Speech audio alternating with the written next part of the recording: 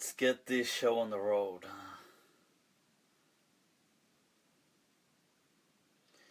Just load this up on here. Just have to.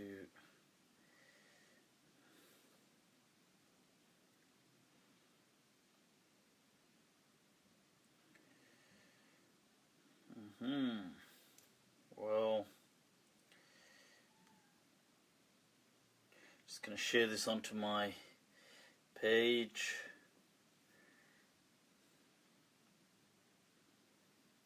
Wow, didn't realize how slow this phone is now.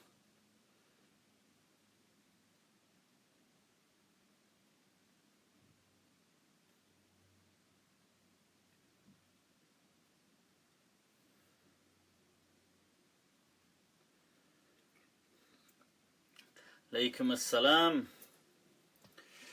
Let's see. Alright. Alright. God, I don't know, why am I always late? हमेशा देर कर देता हूँ मैं. Those of you who've heard that poem. Khalid Tai, ahlan wa sahlan wa alaykum assalam, people, alaykum assalam.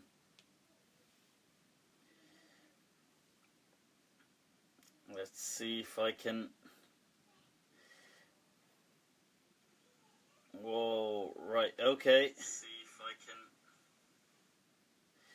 Did somebody just say they've got to get they've got to get a wireless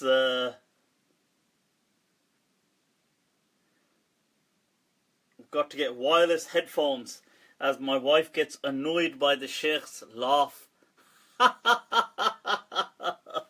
Well, there you go. You know what?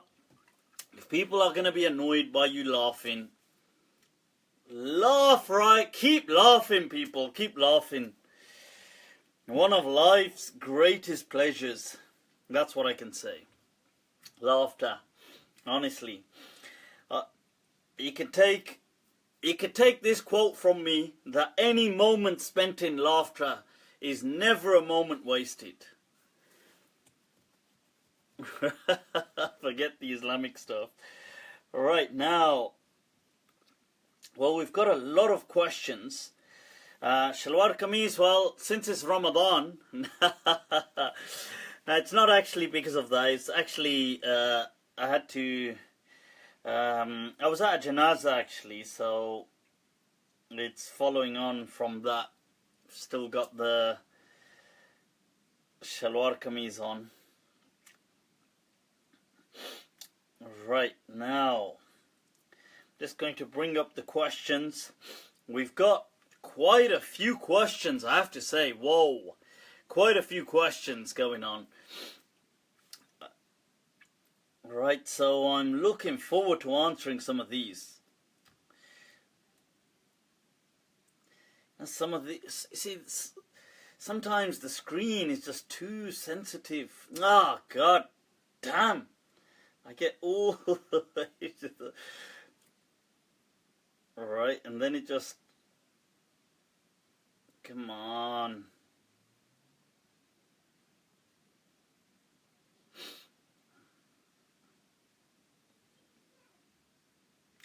So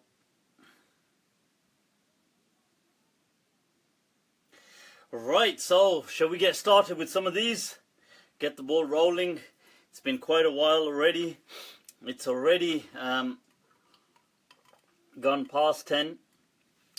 إن الحمد لله وكفاه والصلاة والسلام على رسوله المصطفى وعلى عباده الذين ارتضى ومن بهداهم اهتدى وبآثار أهل المدينة اقتفى وبعد فسلام الله عليكم ورحمته تعالى وبركاته. Mufti Abu Layth, can you bring the...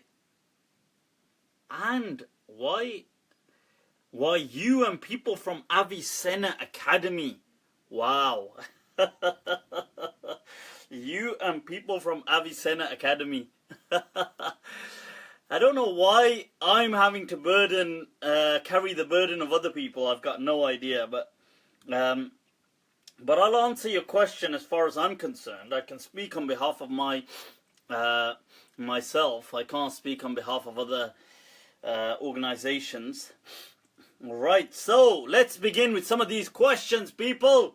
Fire away. That's it. So, what is your... Muhammad Shams Abdali has asked a question. What is your day-to-day schedule? My day... What a question to begin with. I don't think I have a schedule per se. I think I just have certain things I want done, and I just try to get them done, and sometimes can't be bothered. What the hell? Just throw in the towel for the day. You know what I'm saying? Some days it's work, work, work. Some days it's just chill. Some days it's like, can't be bothered with anything.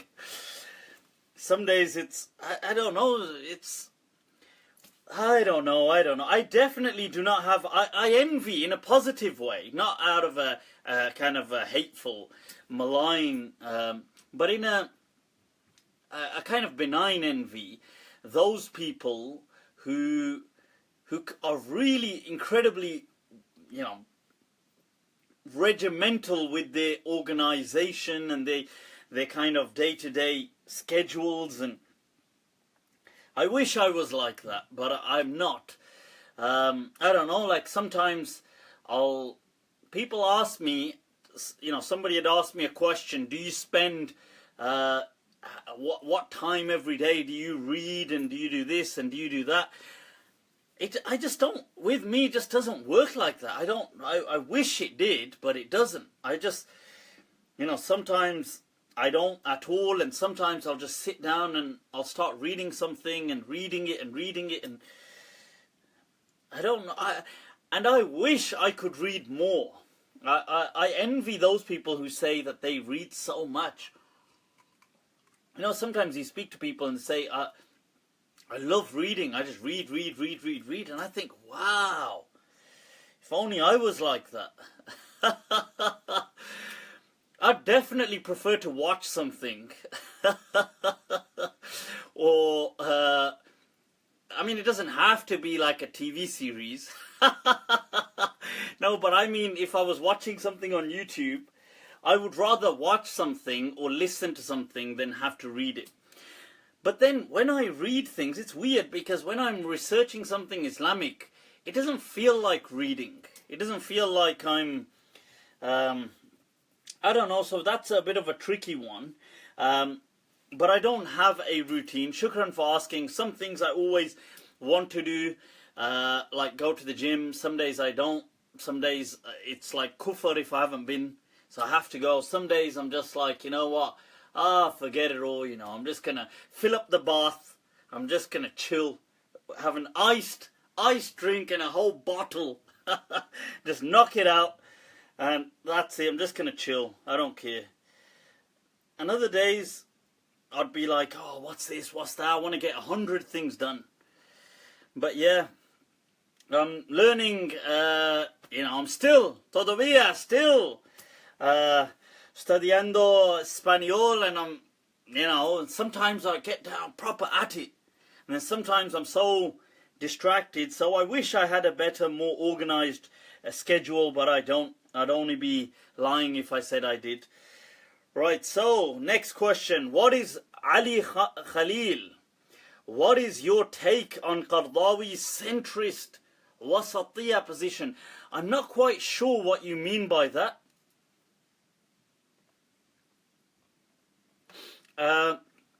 I'm not quite sure what you mean by the wasatiyyah position. Maybe you can elaborate, and I'll be happy to expand on that. The understanding I'm taking away from this is to do with being moderate. But I'm not sure if that's what you mean, because wasatiyyah is usually more to do with moderation and being just and consistent, and I suppose you could understand it from being in the center, but that's I'm not sure, maybe you mean something else, so you'll have to combine. when to combine prayer. Next question, Abu Khalid has asked a question. You see, I've answered this in depth previously, that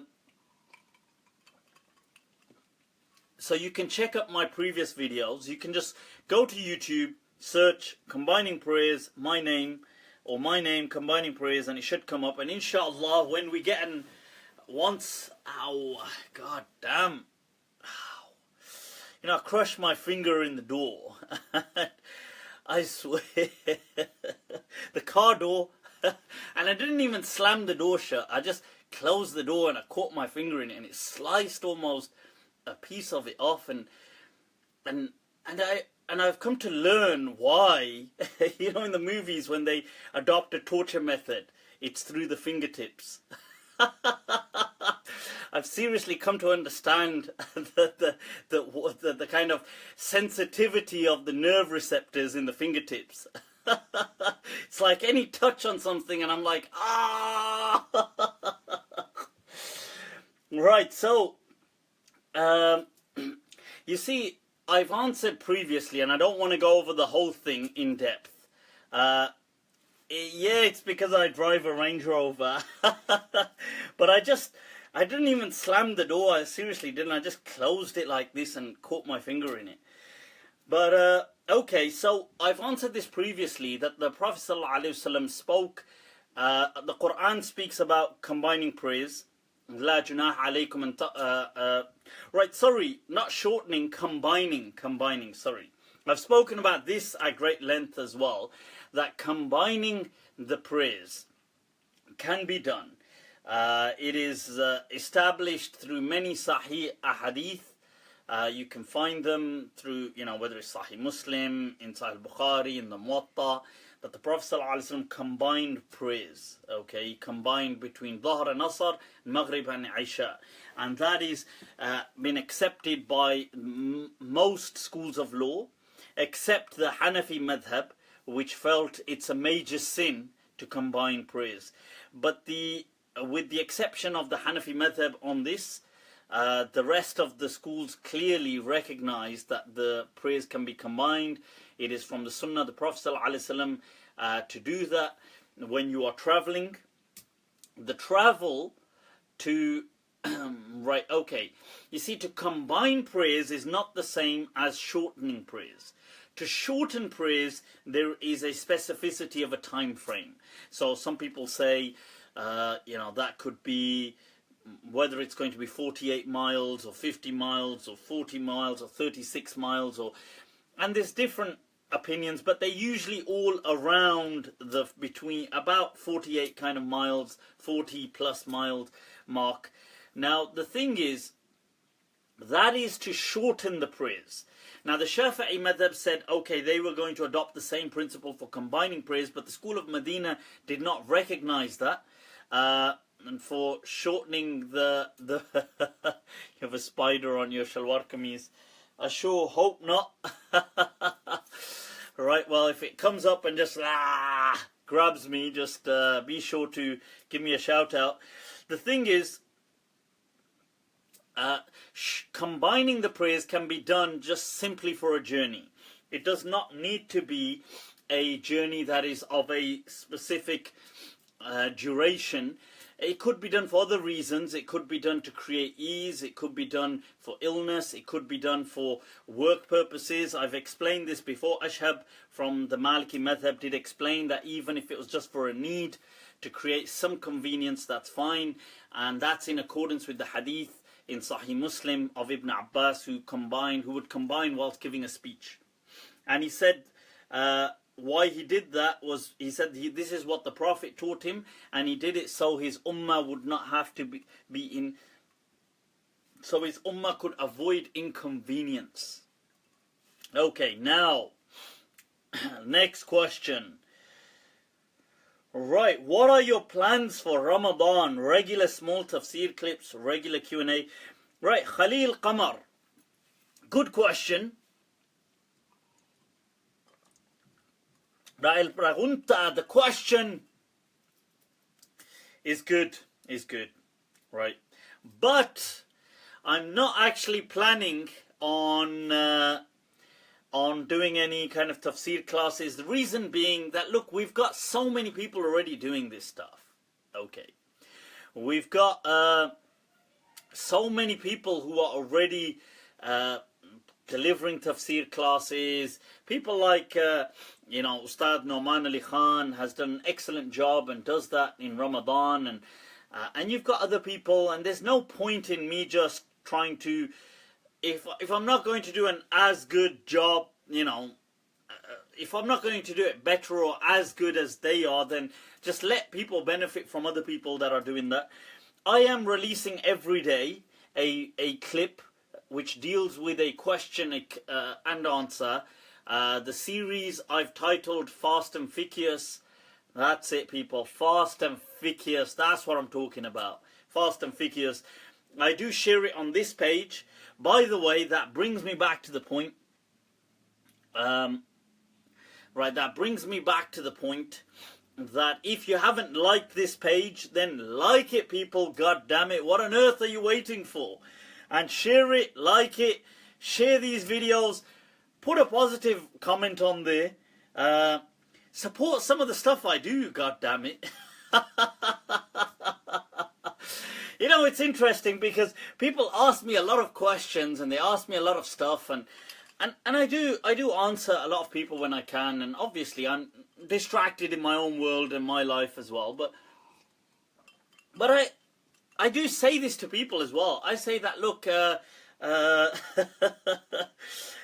say, I don't see you supporting any of my work. I don't see you liking or commenting or,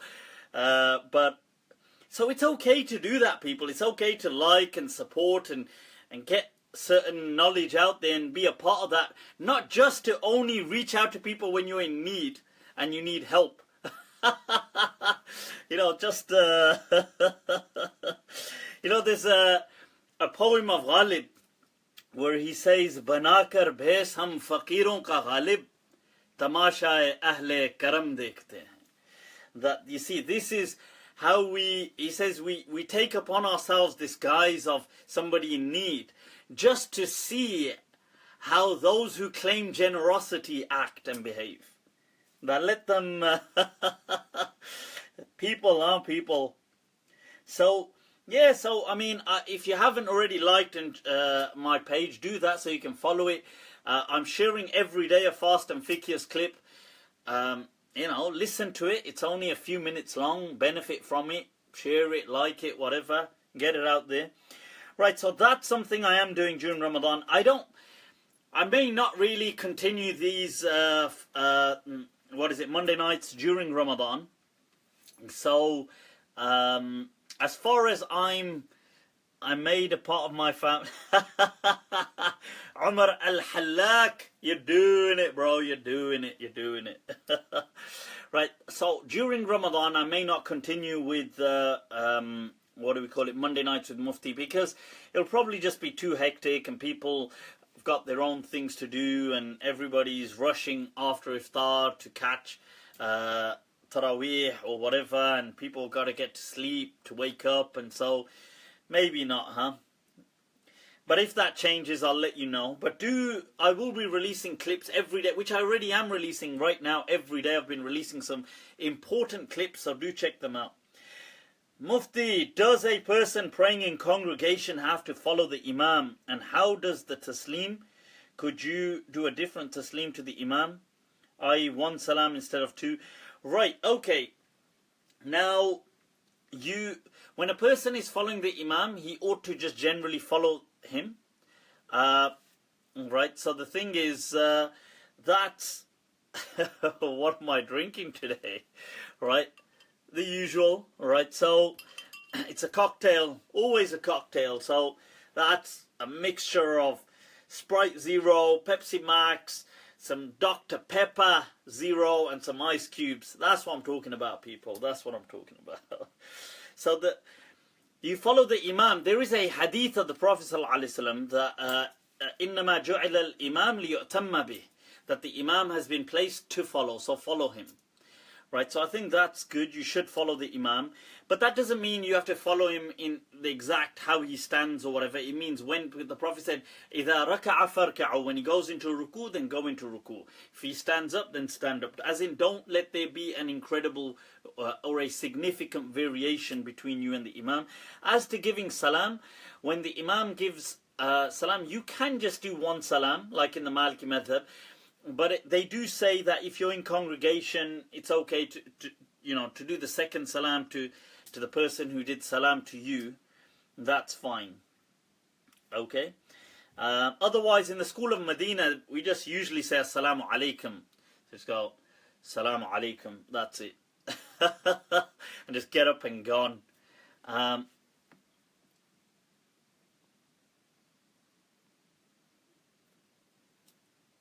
Blind man. What was the hadith of the blind man? What was that? Right, so next question. If you live in an area where there is 24-hour sunlight, should one fast or give money to charity or just bun it? What the hell is bun it? Right, so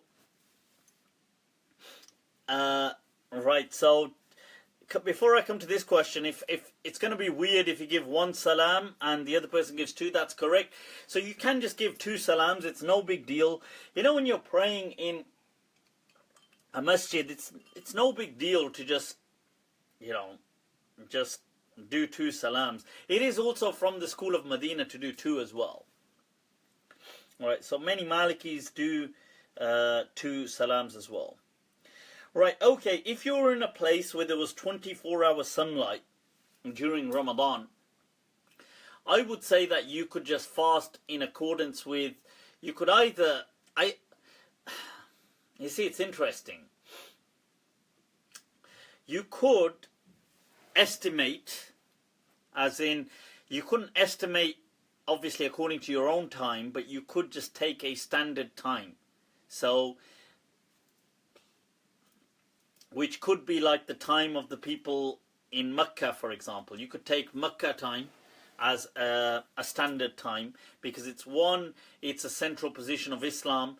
Two, right, shukran and wa alaikum assalam.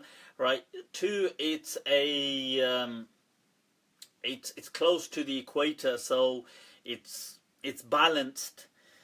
You could just take Mecca time and just open and close your fast in accordance with that.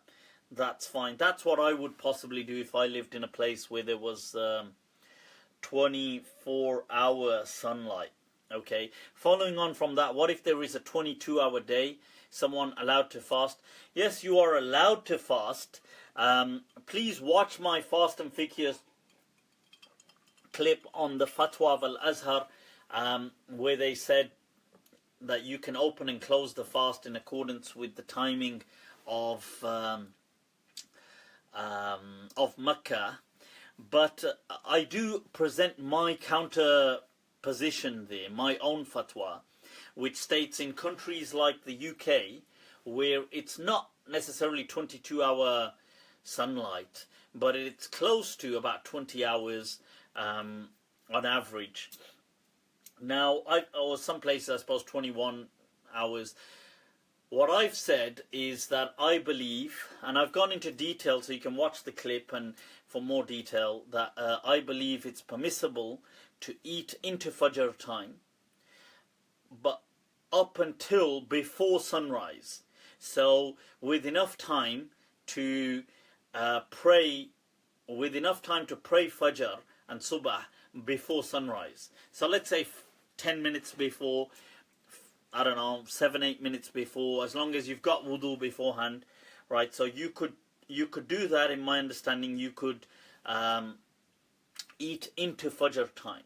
Okay, that's my personal fatwa, which is in accordance with several ahadith that are transmitted, and I go through all of this in the clip in my Fast and Fiqh. I believe it's from a few days ago. It's on my wall. Check it out. Watch the clip. Obviously elaborate in much more detail. They explain who the companions were that used to do that, why I've chosen that fatwa, because they did it without the concept of without the concept of difficulty, and we are in difficulty, plus we don't have a Fajr doesn't actually kick in technically, and I go into much more detail there, so if you watch that, but that's my fatwa, that for Ramadan, and I'm definitely against this imsak business, this business of you should close the fast before Fajr even kicks in. I find that utter nonsense, and if anything, I find it borderline bid'ah, right, an innovation in Islam, and especially in the UK where people are already going to be fasting for 21 hours. I don't think you should impose more time on them. So I would say they either just stick to their time, or it's permissible for them to eat into Fajr up until before sunrise. Okay, so if that makes sense. Right, now, would saying Sallallahu Alayka Ya Rasulallah in our time be considered shirk? No, it wouldn't be shirk to say. Saying Ya Rasulallah isn't shirk, it's just calling out to the Prophet Sallallahu Alaihi Wasallam. Obviously, the Prophet Muhammad Sallallahu Alaihi Wasallam is not here with us, okay? As in, he's not like in this room, he's not, I know some Muslims believe stuff like that, but that's just all folkloric, superstitious beliefs that some Muslims have. But that's obviously, and that would be, from an Islamic perspective, bizarre to have a belief like that. But generally saying stuff like Ya Rasulallah is fine, there's nothing wrong with that. People have said that right throughout the time, and people say it now, and just to kind of speak out to the Prophet ﷺ as though he were here. Not that he is, but as though. There's nothing wrong with that. It's like if I was speaking out to, let's say, a friend who's no longer here, or who's not here, as though I'm soliloquizing, but I'm speaking out as though he's here. There's nothing wrong in that. Okay, and that's definitely not shirk. Why do the Hanafis delay their Fajr congregation time compared to other madhabs? Well, that's because they have a hadith which is in, I believe, in Tirmidhi and in some other books, that asfiru bil fajr fa innahu a'zamu lil ajr, that the Prophet ﷺ said, delay or brighten up your Fajr, that it is better for reward. Now, then you do have other hadith in Bukhari and the Muwatta, another way that people would finish their Fajr and it was still utter dark, that you couldn't even make out the faces. So I think there's no harm either way. There's a capacity, there's Fajr time isn't restricted. It's restricted, but it's not so tightly, narrowly restricted. It has from dawn till sunrise, and between that's fine. Is there any conclusive ruling within the Qur'an and Sunnah that mandates hijab? Kya hua? Oh, people. It's that time. Chalo jaldi se. Aaja. क्या हुआ? क्यों मेरी जान? चलो यहाँ पे जल्दी से, और फिर आपको जाना है यहाँ. क्या हुआ?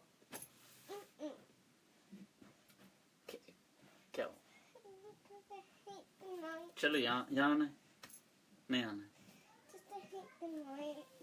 Okay, चलो फिर मैं आता हूँ. Okay, फिर. Then you can tell me, okay? Right, well,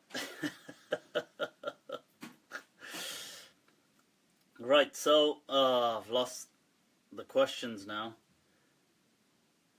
That's due to Layla, who is telling me now she hates the nights. I don't... Nightmares, I guess.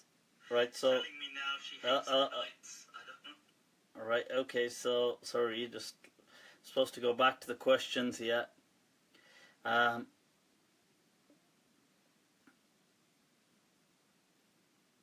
Okay, there's so many questions. Wow, let's get through some of these, people.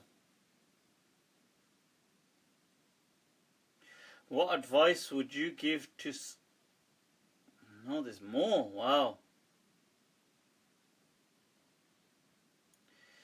Right, okay, let's get moving through some of these.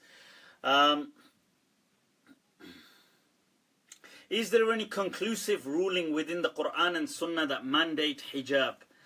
Head covering.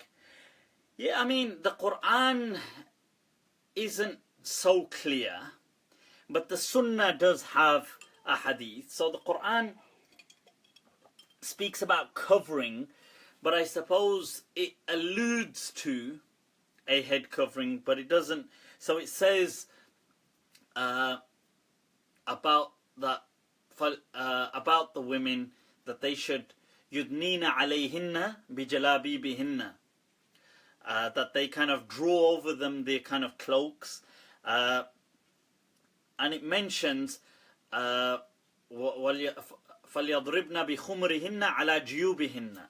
So obviously in that time, the way women's dresses were, that the jayb was, I suppose, a bit like this. It was a slit, and obviously it had to be large to get the head through, and that wasn't really tied. It was just left open, and it would show a certain amount of cleavage.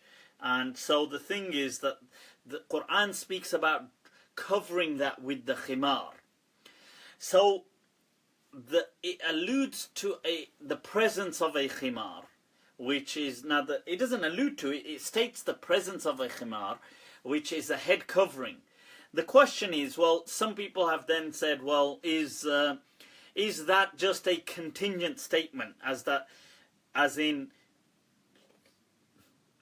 is that just like a coincidental, or is that a conditional element? So some people have questioned that, maybe more so in our day and age.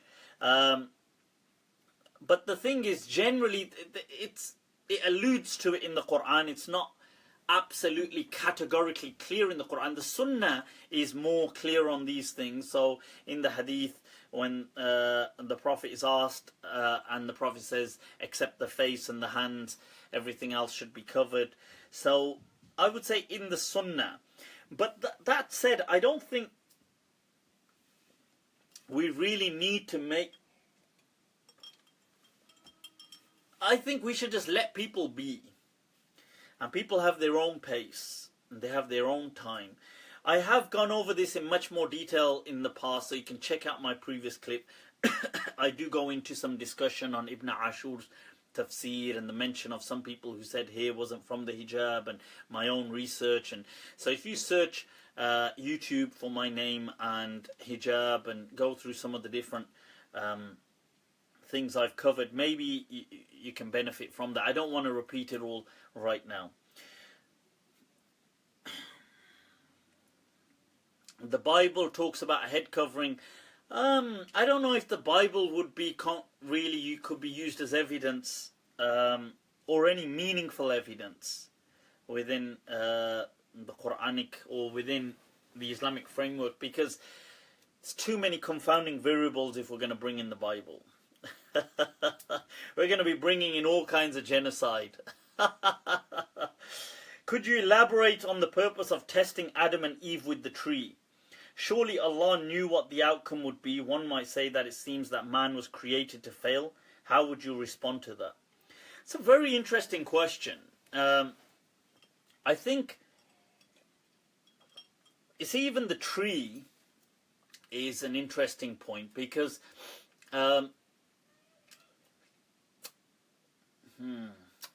you see, in the Quran, Allah speaks about, right, there's a pointer here just before I go into this about shar'u man qablana.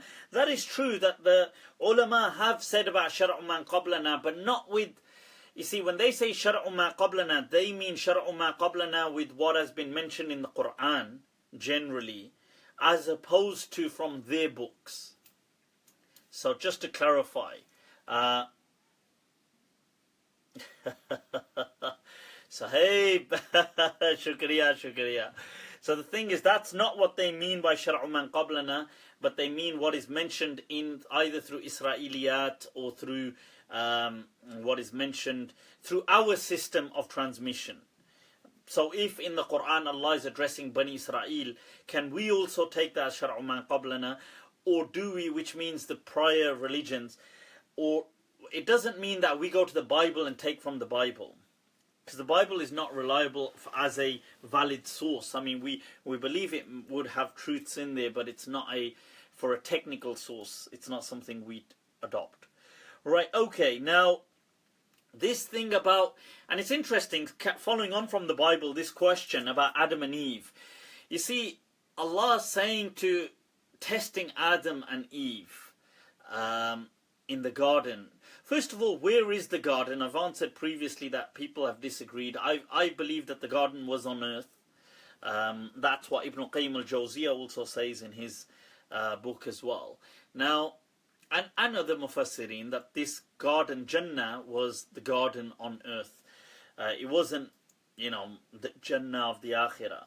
Now, by the way, nobody believes it was the Jannah of the Akhirah, but some people believe it was some Jannah somewhere else, some other Jannah.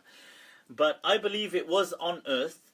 Now, this tree that Allah says, "Kulu minha," that go, that go into this Jannah, وَكُلَا مِنْهَا رَغَدًا, and eat from it wherever you like. وَلَا تَقْرَبَ هَذِهِ الشَّجَرَةَ فَتَكُونَ مِنَ الظَّالِمِينَ. But do not approach this particular tree, lest you should transgress. Now it's interesting, what was this tree that Allah was speaking about? Now in Islam, it's never been specified what this tree was. In biblical sources, like they say the apple tree, and some places, some people have said it was something else, and a pomegranate tree, and some people have said some other tree.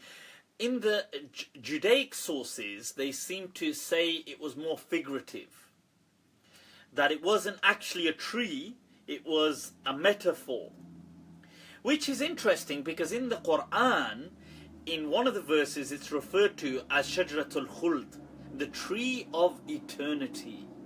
Now, which in itself cannot be an actual tree. There isn't a tree of eternity. Like if I say this is the tree of knowledge, this is the tree of eternity, this is the tree of health. These things are figurative then. So in one verse of the Qur'an, it is referred to as Shajratul Khuld.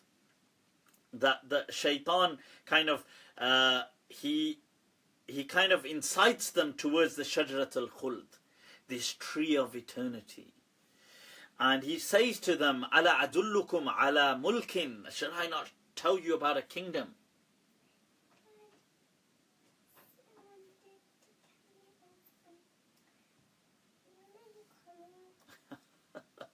थोड़ी देर में आप जाओ.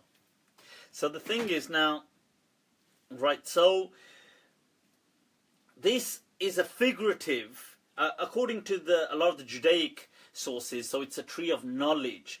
Now, that they somehow take from. And once they do, according to Judaic sources, they become self-conscious, and some biblical sources, they become self-conscious. One interesting thing that I've come across from some scholars, and I find that it follows on from this kind of figurative speech, and it's actually something I'm more inclined to. And that is that, you see, Adam was being tested for that the Adam and Eve, that the prohibition was a sexual prohibition. That they were not to, that the tree here was figurative, not for the tree of knowledge, but for the tree of progeny and offspring. That it was simply a trial. The way like we have in Ramadan, you have that right during sunrise till sunset, or during dawn till sunset, you will not have engaged in sexual contact. So in the same way, why? Because the sexual desires are obviously one of the most powerful human desires or creature desires that there are. So, and according to some people, the most powerful instinct there is. So, this was the prohibition that Adam and Hawa were given, according to this take. Okay.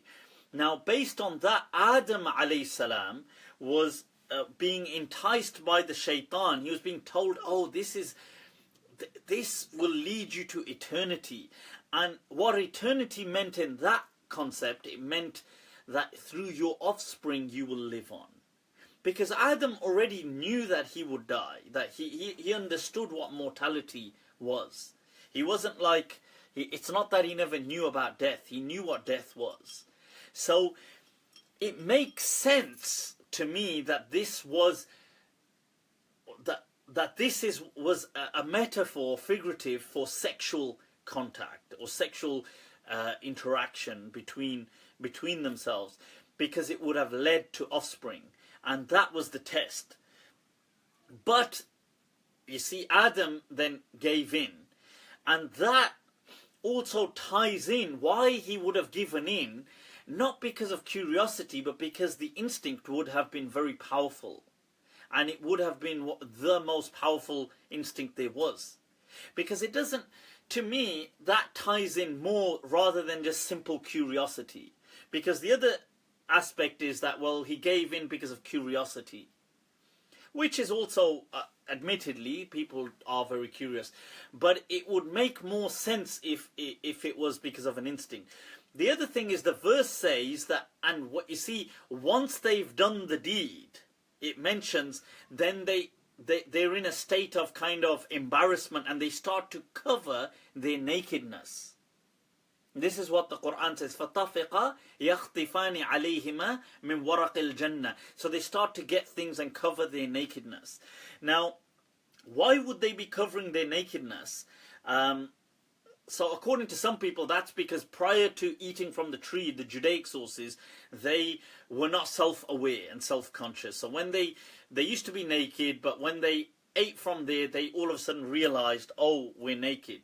I find that really weird, because we know other hominins before Adam, Neanderthals and other hominins, they wore clothes. They, not clothes like suits like us, but they had some, they used to wrap around and keep warm, and they weren't. So I find that strange that they didn't have awareness.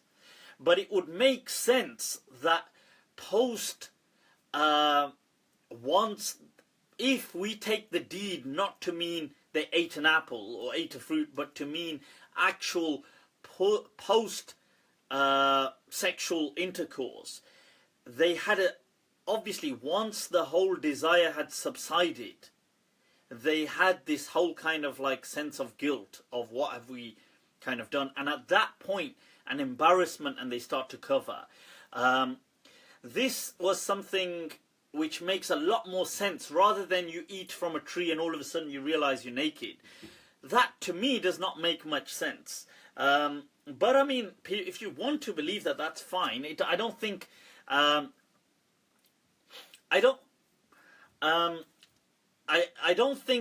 either way it's a problem. This story hasn't been given in detail. It's just for us to guess, if you like, and it's not. The details are not really meant to make such a big difference. We just know there was some incident. Now that's what makes most sense to me. If it makes sense to you, alhamdulillah. If it doesn't, it doesn't. Somebody said in the Bible, it says that Eve was punished with pregnancy. I mean, if she became pregnant following that, it could make sense. But I don't think punished is the right word, but it would be part of this plan to have offspring, because they would understand that this is how we're going to have children. Then they were banished from this garden.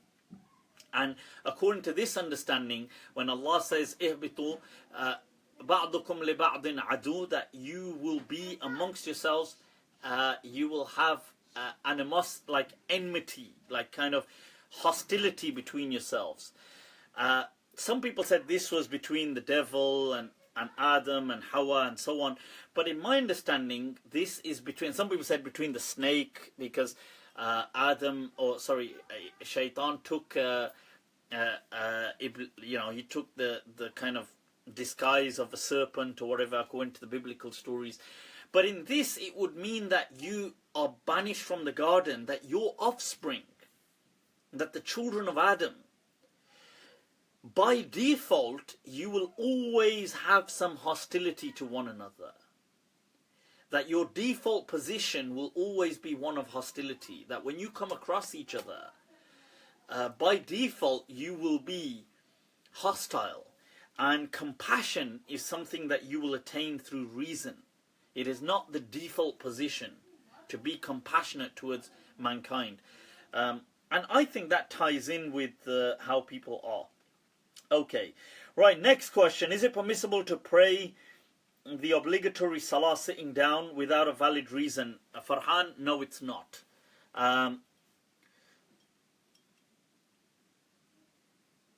Right, now, yeah. Right, so it's not permissible to just, because to stand is one of the obligatory elements, the rukn, or is a pillar within salah, so you must stand. Next question. In the Maliki madhhab, is it permissible to pray with shorts revealing the knees and also some portions of the thigh? Right, okay, Nasser. In the Maliki madhhab, you have, generally, you ought to cover the extended awrah, which is up to the knees, and there's a debate whether the knee is part, not. Generally, they would say the knee isn't, but some people may argue it is, but from that to the navel, but they say that's not the core awrah, that's the extended awrah for men, and the core awrah is the actual genitals and the private parts and the rectum. Now, the thing is, within the Maliki school, the other position, which of some of the Iraqi sub-school, like Qadi Ismail, was that covering is not a part of Salah. It's an independent obligation, separate to Salah. So if a person was to pray, let's say in a dark room, or in a room naked, his Salah would still be valid, but he would be committing a violation of his Islamic duties to be covered. So that's, personally, I am quite inclined to Qadi Ismail's position, who was a legend of the Maliki madhhab, that I don't think this is an inherent, I don't think it invalidates the Salah, although a person is wrong for not covering. That said, when it comes to Salah, I would say unless there was a need that you happen to, so for example, you happen to be in shorts and now you don't have time because, I don't know, you were somewhere, let's say you were playing football and now you haven't got your kit and Salah's gonna run out and you want to pray like that, okay, as a one-off kind of thing, okay, but I wouldn't say as a habit you pray in your shorts. I would say that if you can, you pray dressed, okay, so adequately at the very least. That's my understanding. That's what I would say that you should always do. So men and women, we should be covered adequately for prayer. Okay, but do I feel that the prayer is invalid? I don't feel the prayer is invalid, but if you dress down or if you were uncovering, I just think that's a separate violation, it doesn't invalidate the prayer. Okay, now next question, people. Is it in the Maliki method? Alright, just answer that. If interest at 2 or 3% isn't usurious, then having a drink or two without getting blacked out drunk is fine. Abdullah Khan. Not necessarily, because you see, if you watch my previous discussions on interest, and I've done quite a few, so if you search my name, search riba or search interest on YouTube and Facebook, you can listen to some of the discussions. This is not about 2 or 3% of riba is okay, therefore it's okay, and therefore 2 or 3% of alcohol is okay. That's qiyas ma'al fari. That's that's just retarded logic, okay? What the discussion is that interest to start off with in the first place? That's the discussion. Now, I know to you, or to some people, that may be obvious, but to other people it's not obvious. Because the riba of Jahiliyyah, according to many people, is not this interest which is given by banks today. That is not what the Qur'an was addressing. So if you don't agree on what the Qur'an was addressing, then you can't give an analogy upon something which everybody agrees upon. Okay, so that's, do you understand now? So it's like saying, I don't know, like if you don't agree on something being theft, is something stealing. So if for example, if we, let's say we shared accommodation, and sometimes I bring food, sometimes you bring food, so I drink some of your drink, right? I take out some Pepsi from the fridge, I pour it in the glass, and I drink it. Could you classify that as theft? Now, some people may try to say that is theft. Other people may say, whoa, whoa, whoa, that's not actually theft. Because the definition of theft would be some kind of, there would be some clandestine kind of activity where you are, secretly kind of removing something and you're doing it without. So because the definition isn't agreed upon, we're not accepting. So it's the same thing here. We're not accepting that that is riba. It's not that we're saying, oh, it's okay that it is riba, but it's just a bit. Okay? Just to clarify that. But for more details, watch my other clip. I asked this last time too regarding dyeing hair black. Is it haram? Why was it prohibited? You can dye your hair black according to the school of Medina, according to Imam Malik, and I believe it's Abu Yusuf within the Hanafi madhhab as well. There's no problem with that. It's not haram. Some ulama consider it haram because they felt that it's some form of deception. It could be leading to deception. But I mean, I suppose if, I doubt it. I mean, could it be deceptive? It could be argued. But in this day and age, and then getting white hair doesn't always depend on old age. Like sometimes some people are in their 20s and they've got white hair. So it's not always a matter of age. There's many transmissions from the Salaf that they would dye their hair black. And people that said it's haram, they use the hadith that the Prophet ﷺ encouraged Abu Bakr and other people to dye their hair. And he said, وَجَنِّبُ السَّوَادِ, and avoid black. So they understood this as being haram. Other people said that that's just because he said it out of, the Prophet said this out of advice, that it would look really weird on them. Just as today, if you get some people who are, for example, 60 years old, and they've got jet black hair, jet black, and really wrinkled face, and it looks weird on them. So, in that sense, you would say to the person that, whoa, that looks weird. Why on earth would you do something like that? Like, why not just dye it like a brown or something, or hints of grey, or make it look natural, make it look good. So don't look weird with it. So this is, so these ulama, like the school of Medina and some of the Hanafi madhhab, they understood that hadith of the Prophet ﷺ to be simply advisory. That the Prophet was advising Abu Bakr that, and yeah, I've seen people who are really old sometimes. It doesn't suit them. So, yeah, I mean, multicolored hair could look cool. I mean, I've wanted to get streaks, like some bright golden streaks going. But the thing is, look, what I'm trying to say is that the Maliki madhhab understood that to be just advisory. Okay. Please, brother, don't look like non-Muslims. For instance, do we Muslims wear necklace? Please, brother, be a very good example if you can. There you go. That's a good example. I just blocked you.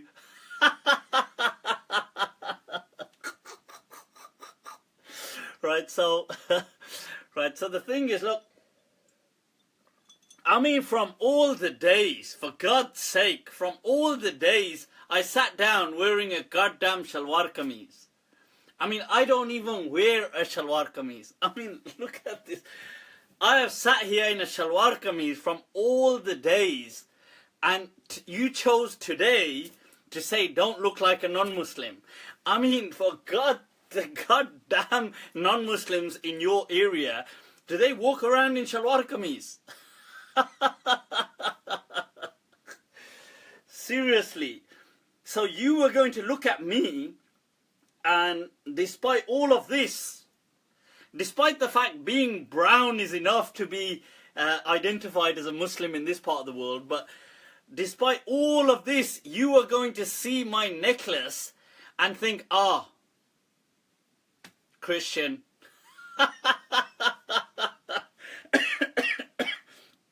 What a retard. Right, so the thing is, right, so let's move on. Salam, Mufti Abu Layth, in the Qur'an, story of Adam and Eve, was that the forbidden tree there? Was that literally a tree? I've answered that already, Yasser, and I've said that in my understanding it wasn't. My laugh is scary. Well, thank you. Although I'm sure you don't mean it as a compliment. In the Hanafi madhhab, are women allowed to place their hands below the navel during Salah? Women usually tend to place their hands, I think it's like this, isn't it? I mean, I've never really prayed as a woman. But I think they place them like that. As Hanafis, okay. In the other madhabs, men and women pray the same, really. But yeah, so women don't place their hands beneath the navel, okay. Right, if you are a genuinely good person, avoid sin, give charity, but you don't pray, do you still get a ticket to hell? Do you get a ticket to hell? You get front row? You're gonna... Well, this is Jahannam. You know that scene from Sparta? You're gonna get kicked in like that. The thing is, look, of course it's not that you get a front seat, front row, VIP seats to hell. Look, who goes to heaven, who goes to hell, all these things are up to Allah. We just simply have a system to abide by in this dunya. We have a journey to be on.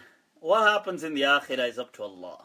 Okay, you do not, according to the hadith, nobody enters heaven by their actions. So, that said, we shouldn't belittle the value of salah. Salah is incredibly valuable, and it is our connection to Allah.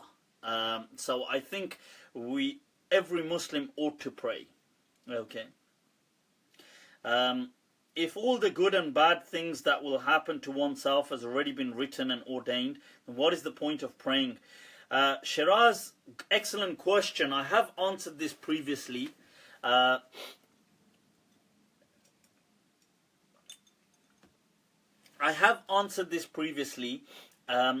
about predestination. Check it out. All right, do check I've done a few talks on this. I don't believe things like that were preordained. We have free will. Okay, but I've explained it and linked it into the quantum eraser kind of experiment and shown how at a quantum level things rewrite history based on a delayed choice, and said based on that you can now imagine us in a similar way. Based on our choice, things are rewritten accordingly. Okay, so, and I think in the past it was difficult for people from a factual perspective to make sense of that, because they saw this as you are either you're doing something or you're not, either Allah knows or He doesn't. But now, through things like quantum physics, we can a lot more make sense to us. Okay, so I would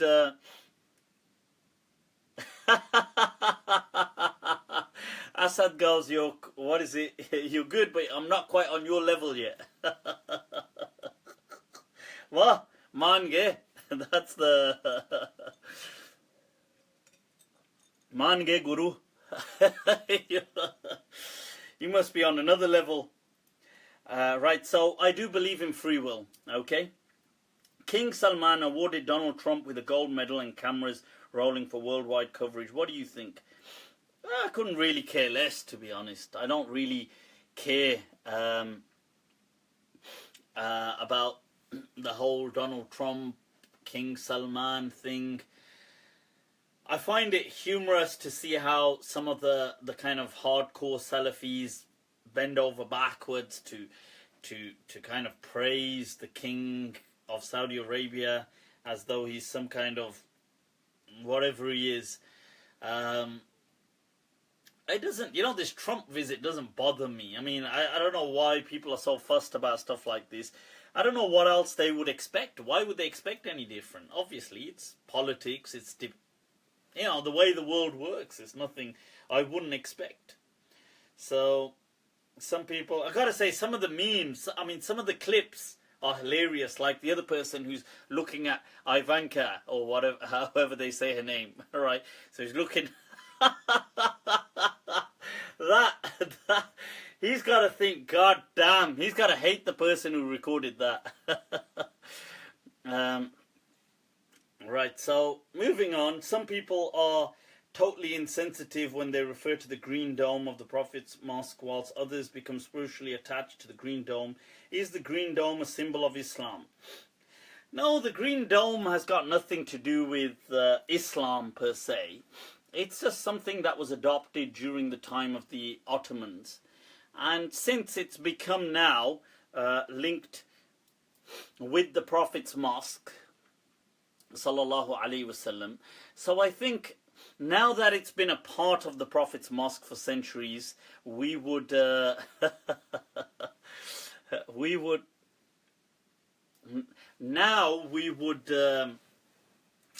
just kind of we would show that respect and reverence for it. But otherwise, in essence, a green dome would not be part of.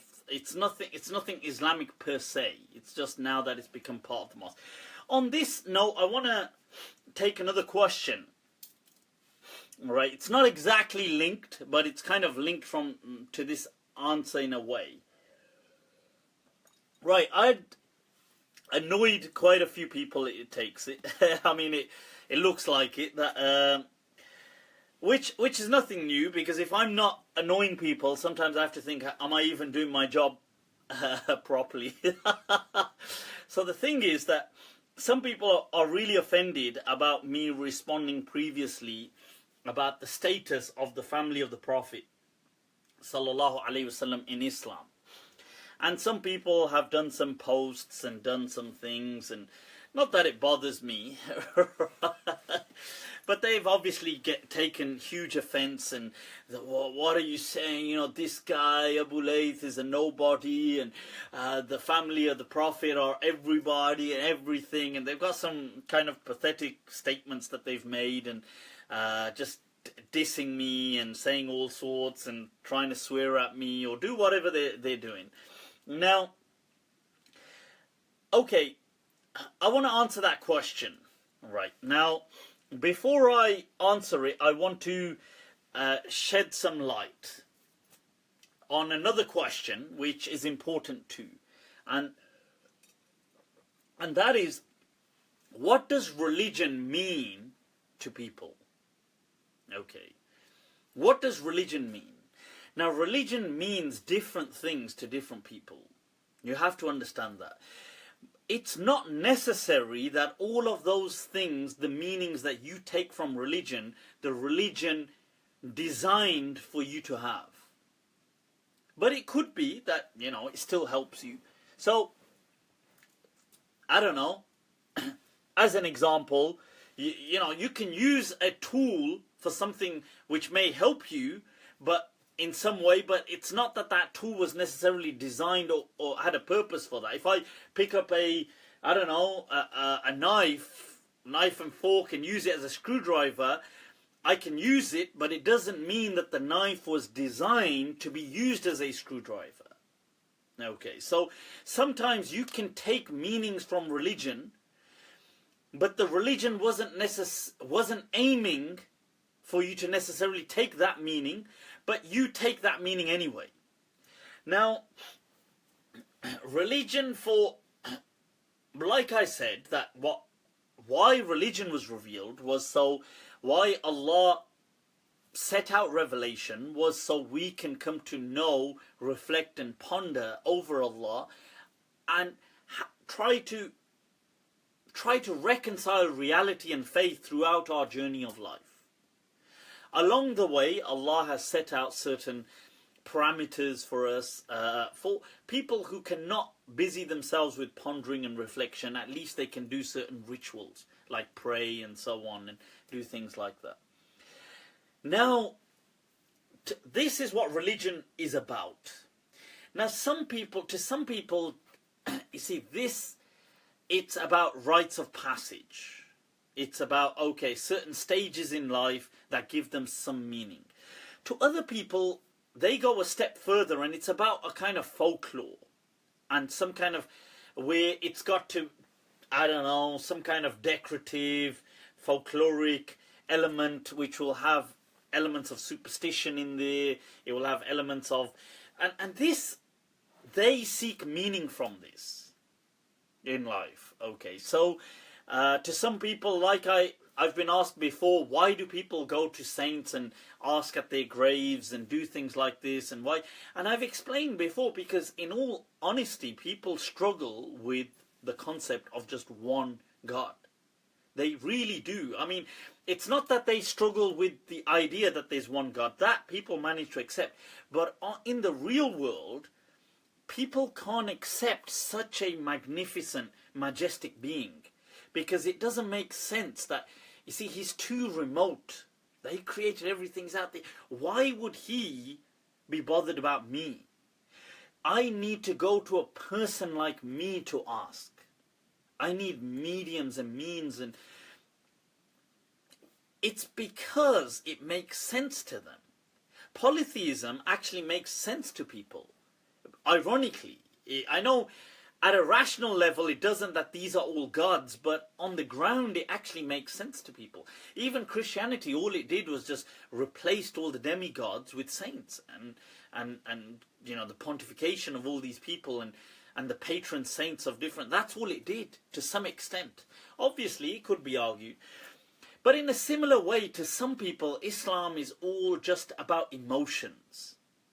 It's just about feelings. Like, I want to feel spiritual, I want to feel blessed, I want to... It's not about meaning, about making sense. It's about just a rationale or about reason. It's just about emotion. I need to get emotional. You see, for these people, to be emotional, you need things like stories, you need things like tales of suffering, you need things like, you know, you need to get all in a sad state and emotional, and you need a sense of, obviously, of sanctity, holiness. And people, they need to be people as well, not just something in the books. Right, well, thank you, Gareth. I appreciate that. Right, the thing is, so to some people, religion, it has to have these figures. It has to have people who are special people. So, why not the holy bloodline? And this is nothing special to Islam. You know, the whole sangrial, you know, whether it was sangrial or sangrial, whether it was the Holy Grail or the Holy Bloodline in Christianity. And, you know, Da Vinci's Code and the whole thing. But the point is that this Holy Bloodline concept has preceded Islam. Right. I use the books for research. Right. Now, the thing is that it's in many religions, not just Islam. So some people in Islam have taken that as well, especially the Shia. Okay, the Shia tradition is one heavily focused on emotion. And some people within the Sunni tradition have been heavily influenced by Shia propaganda, or sometimes by just other... They may be within just normal Sunni beliefs, but they are people who need this as well. They need emotion. They need... Their connection to religion is all about emotion. So it's about getting all worked up about things, about people who are holy, special people. Why are they special? They're special because they carry a special blood. Whose blood? The blood of the Prophet flows through their veins. You see, now this kind of idea for some people is what religion is all about. And I get that. I do understand this whole thing about why they need to do that, right? So to them, there has to be the the family of the Prophet are these saved or beloved people. The Sayyids are this high esteemed, they're the bloodline of the Prophet, and they carry this and they carry that, and they're blessed, and we go to places which are blessed, and we carry blessings, and we do all these things. You see, but when you actually, I get that, but it doesn't mean that that is actually what the religion wanted from you. I understand that you might need that as an individual in your life, but that's not what actually Islam taught. Right? This reality isn't, you could take this reality outside of Islam and you'll find the same in other religions. You'll find this in many religions, this whole thing of there has to be a holy bloodline, like I said, whether it's Sangreal through the Christian concept, or whether it's in other Hindu, certain strands of Hinduism, you'll find this in other religions as well. This is not, or whether through Judaism, the whole concept of the tribes of Israel linked with blood and stuff like this. So people, when I said, you see, now keeping that in mind, it's not that I don't understand this, but it's not what Islam was actually about. Okay. But I get at a low level, many people cling to beliefs like this, because to them it makes things work, because they are all about emotions. But you have to understand that this emotional religion, whilst it's emotional, is the easiest to deconstruct and destroy. And mark my words when I say this, that those people who base their religion on emotionality, this is the first that will go out the window. Should your religion or the religion of your offspring, your children, collide someday in the face of atheism, I promise you it will be the first to shatter to pieces. Because emotionality does not stand against reason. Never. It will just be embarrassed and ridiculed.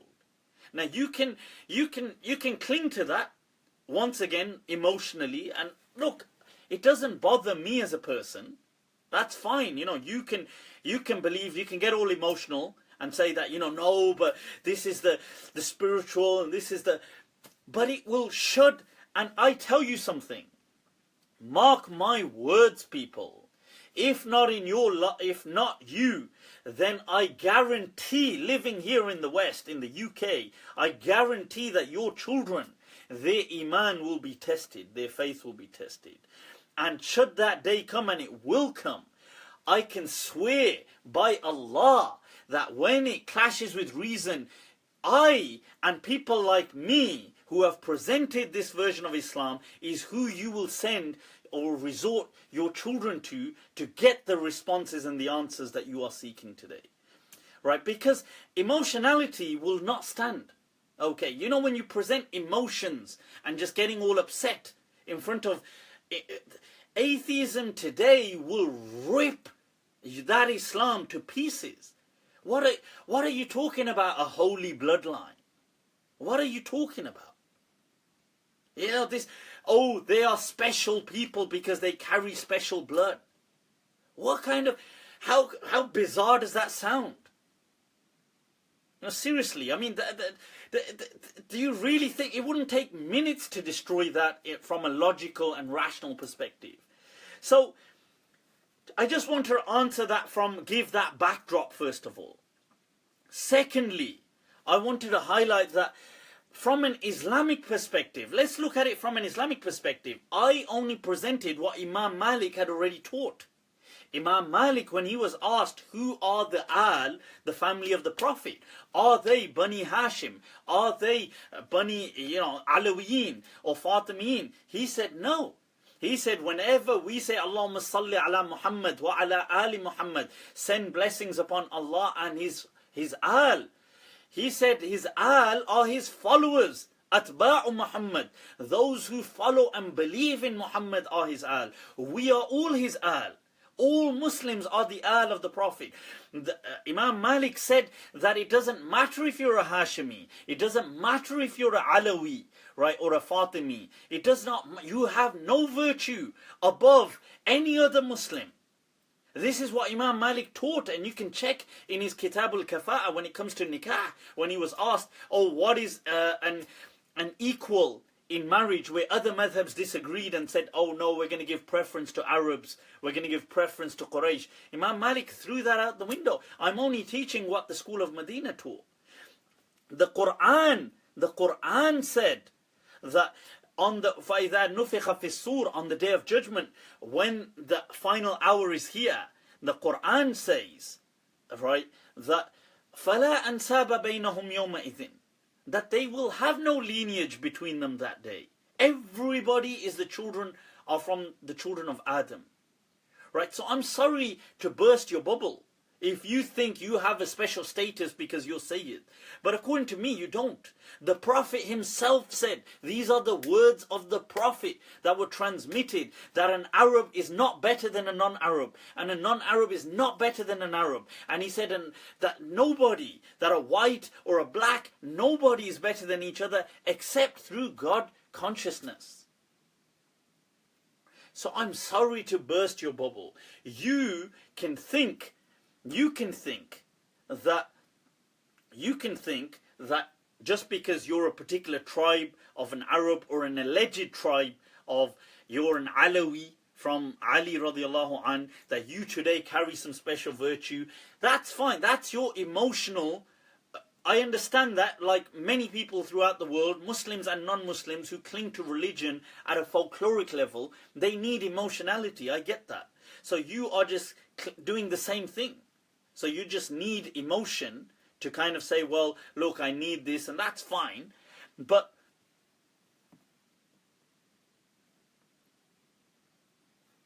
right, so the thing is, right, if anybody's trolling here, I'm just gonna block them. But I wanted to just let you know that, look, you can disagree with me, you can be offended all you like, right?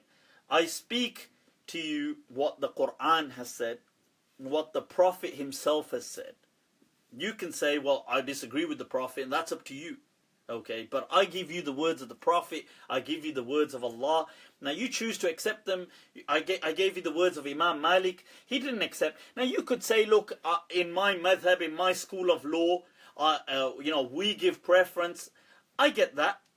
You could say, look, in my school of law, we give preference. I know in the Hanafi madhhab, they accept all this kind of hierarchy and caste system and accept it. But I think it's nonsense. Imam Malik taught it was nonsense. I do not subscribe to the Hanafi school. I subscribe to the school of Medina. So I teach what I teach. Right, so the thing is now, so just to clarify, right, because I think sometimes some people, they get all emotional and they say all this kind of stuff, and it's good to understand that, look, right, okay, Gareth, what's going on? Right, so I'm trying to answer some of these questions here. Alright, so anyway, right, if you've got any questions, because I've got quite a few here to take, so Gareth, feel free to just message me and I will get back to you, rather than, because I've got to get through a lot of these first. Right, so what does doing khidmah of the Deen mean? Is working as a doctor, for example, doing khidmah of the Deen, getting more reward? Yes, look, anything could be a service to the Deen. Whoa, Gareth, coward, whoa, right, any more, you're going to get blocked. Right, so the thing is, look, doing any service to mankind, to humanity, right, is a service to the Deen, but at the same time, you can learn about Islam. Obviously, that is a great service to yourself, learning about the faith. Right, so, okay. Right, next one. Salam Mufti, could you please shed some light on the ideology of gender equality, how this stands from the Islamic natural perspectives? I'm not sure what that exactly means. Right, I'm not sure what that exactly means.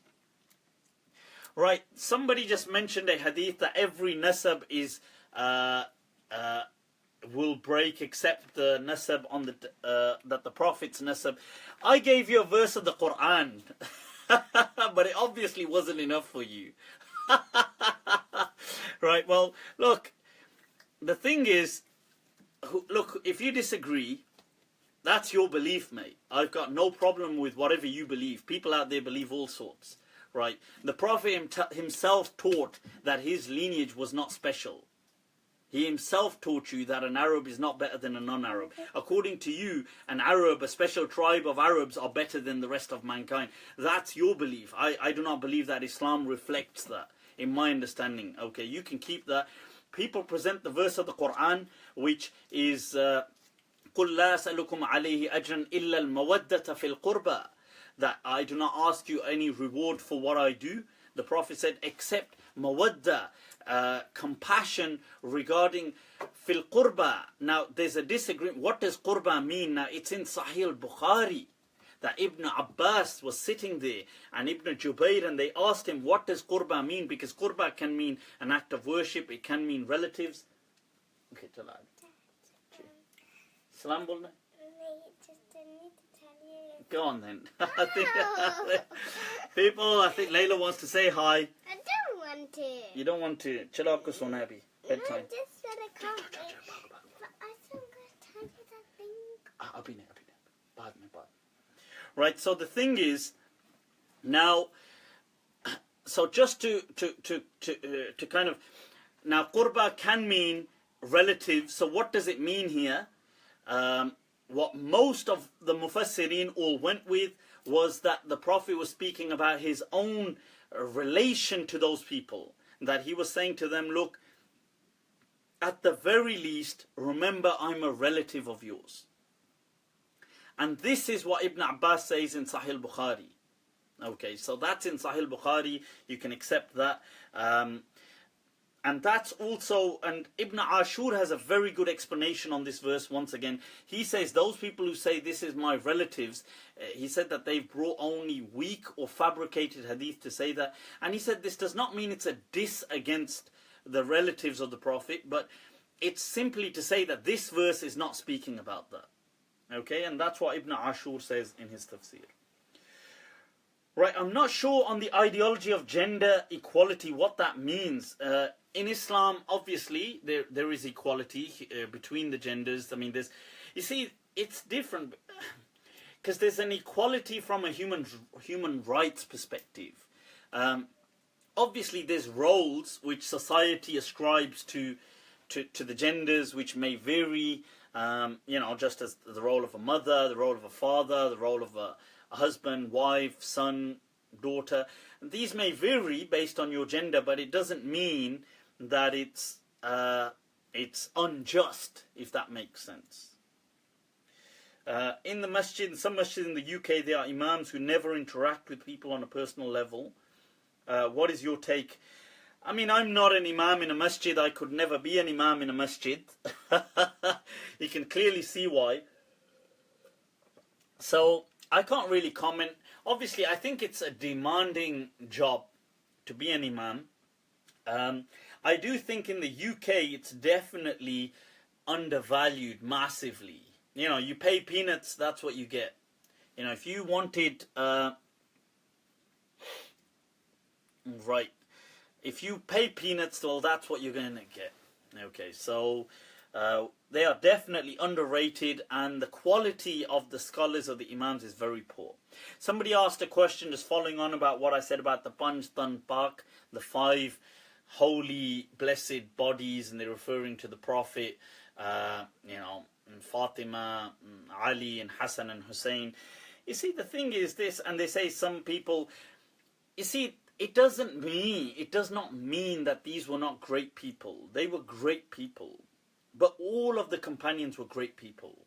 Okay, and these were great people. The wives of the Prophet were great people. But what I do not like is the kind of Shia, is this kind of surreptitious, this kind of, I don't know, like sly Shia propaganda that creeps in under a Sunni veneer. Right, and and all they're about is abuse to the wives of the Prophet. They hate the wives of the Prophet. They abuse them and swear to them, and they abuse the companions of the Prophet. And under this banner of this love of the family of the Prophet, it's nothing but nonsense. Okay, I do not support it. Anytime I see that, that's to me a flag. Okay, this is just covert Shia propaganda. That's all it is. So I'm not interested. So people come, they talk to me about all this kind of nonsense. I just tell them, look, listen, right, take your Shia propaganda elsewhere, because I'm just going to block you. We've got, unfortunately, too many Shias, undercover kind of propaganda going on. Right, so this Panjtan Paak, or the 5 sacred bodies, does not really exist within, in my understanding, in Sunni Islam like that. They were great people, but so were all of the great companions. The best Muslim after the Prophet is Abu Bakr, according to Ahl Sunnah wal Jama'ah. And then it's Umar, okay, and then it's Uthman. And according to Imam Malik, he even refused to accept Ali after that. But according to other narrations, he did. And I've covered this in depth previously. But the point is that, look, it's in that order. And it's then Ali radiallahu an.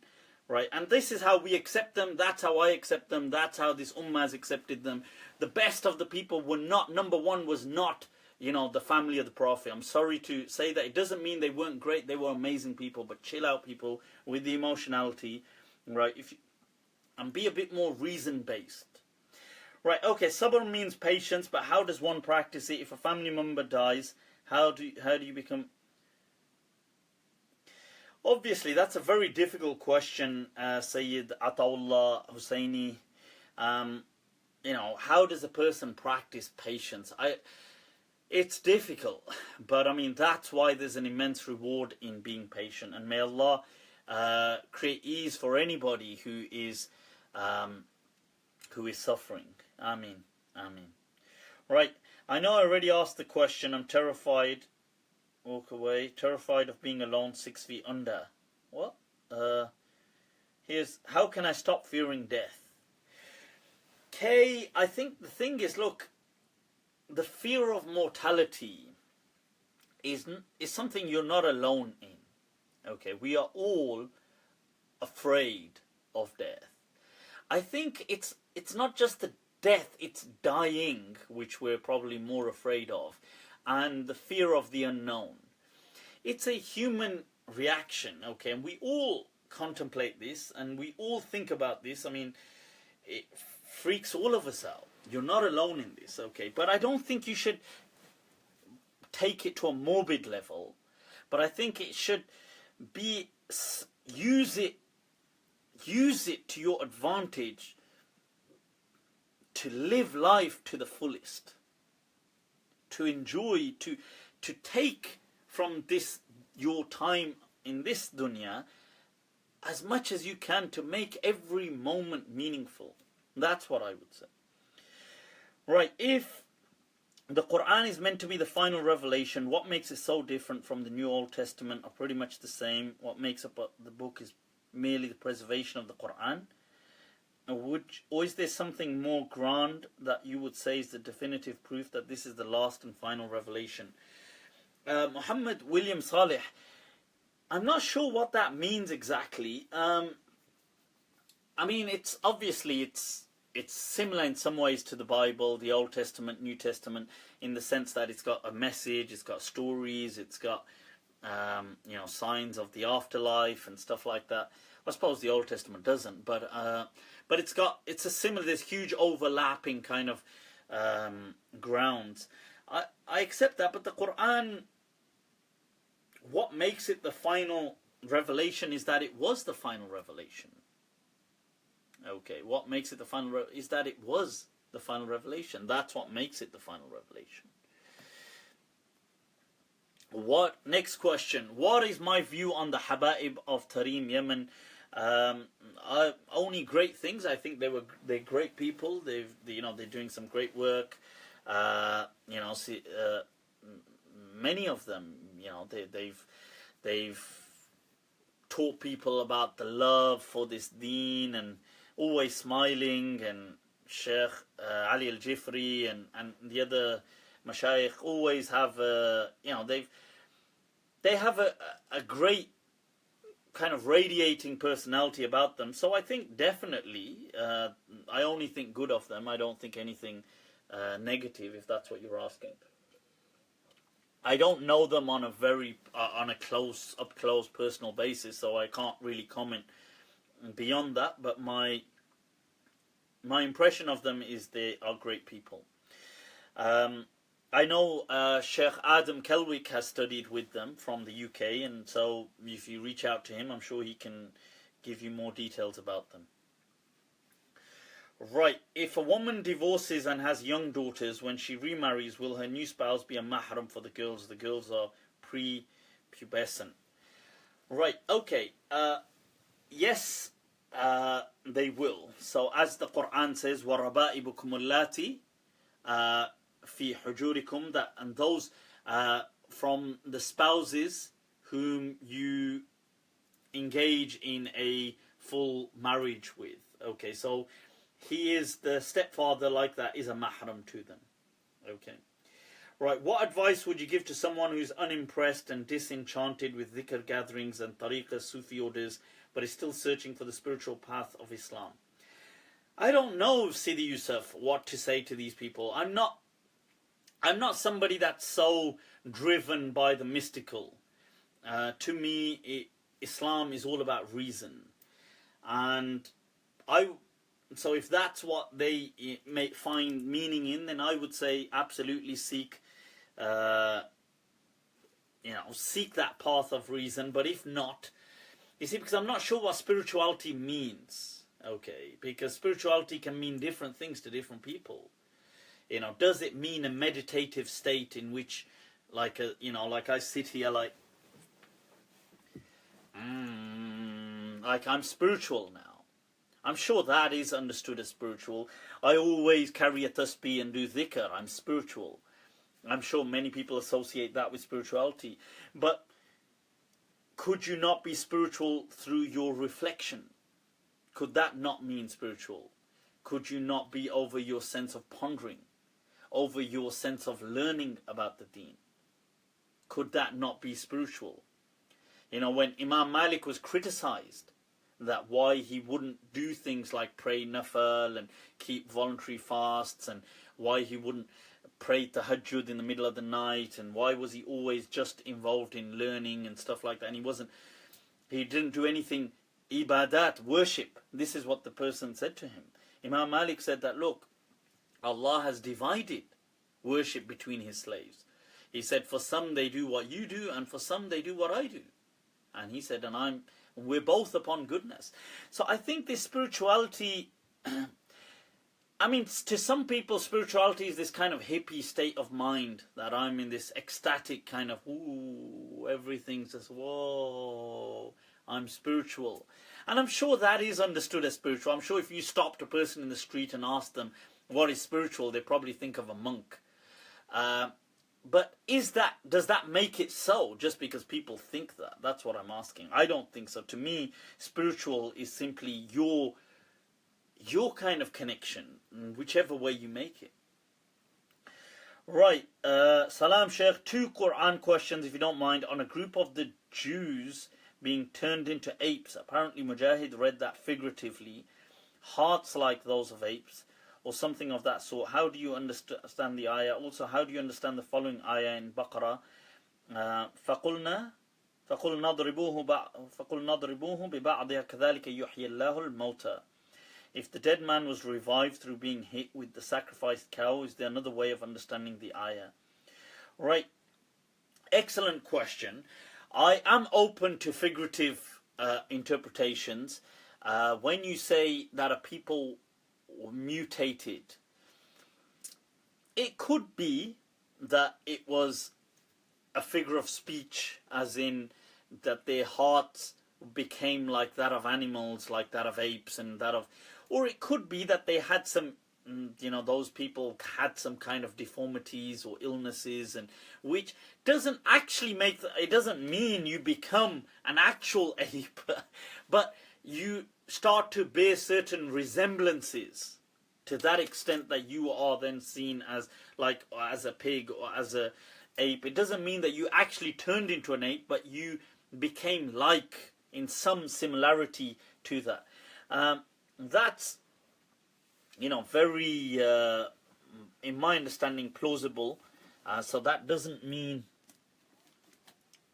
right, there you go, the battery died on my phone, people, look at that. Right, so that's what I would say. Right, as to but I'll look into that even more. And you said about the, you know, اضربوهم ببعضها in the Surah Baqarah, when the person makes an indication towards who has killed him. How was this understood? Because it doesn't say that he necessarily spoke. I know some people say there was like a movement, like he pointed. Now, how was that and what was that about? Let me inshallah look into that.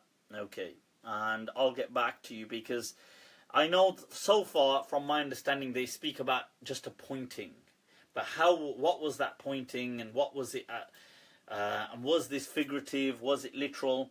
But inshallah I'll get back to you on that real one.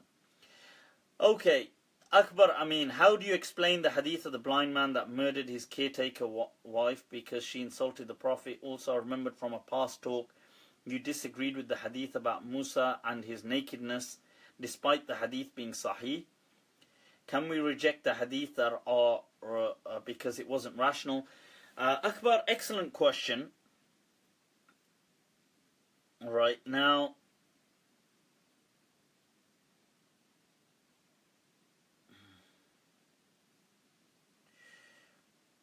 right, oh yes, I remember this hadith. Oh, very good, very good.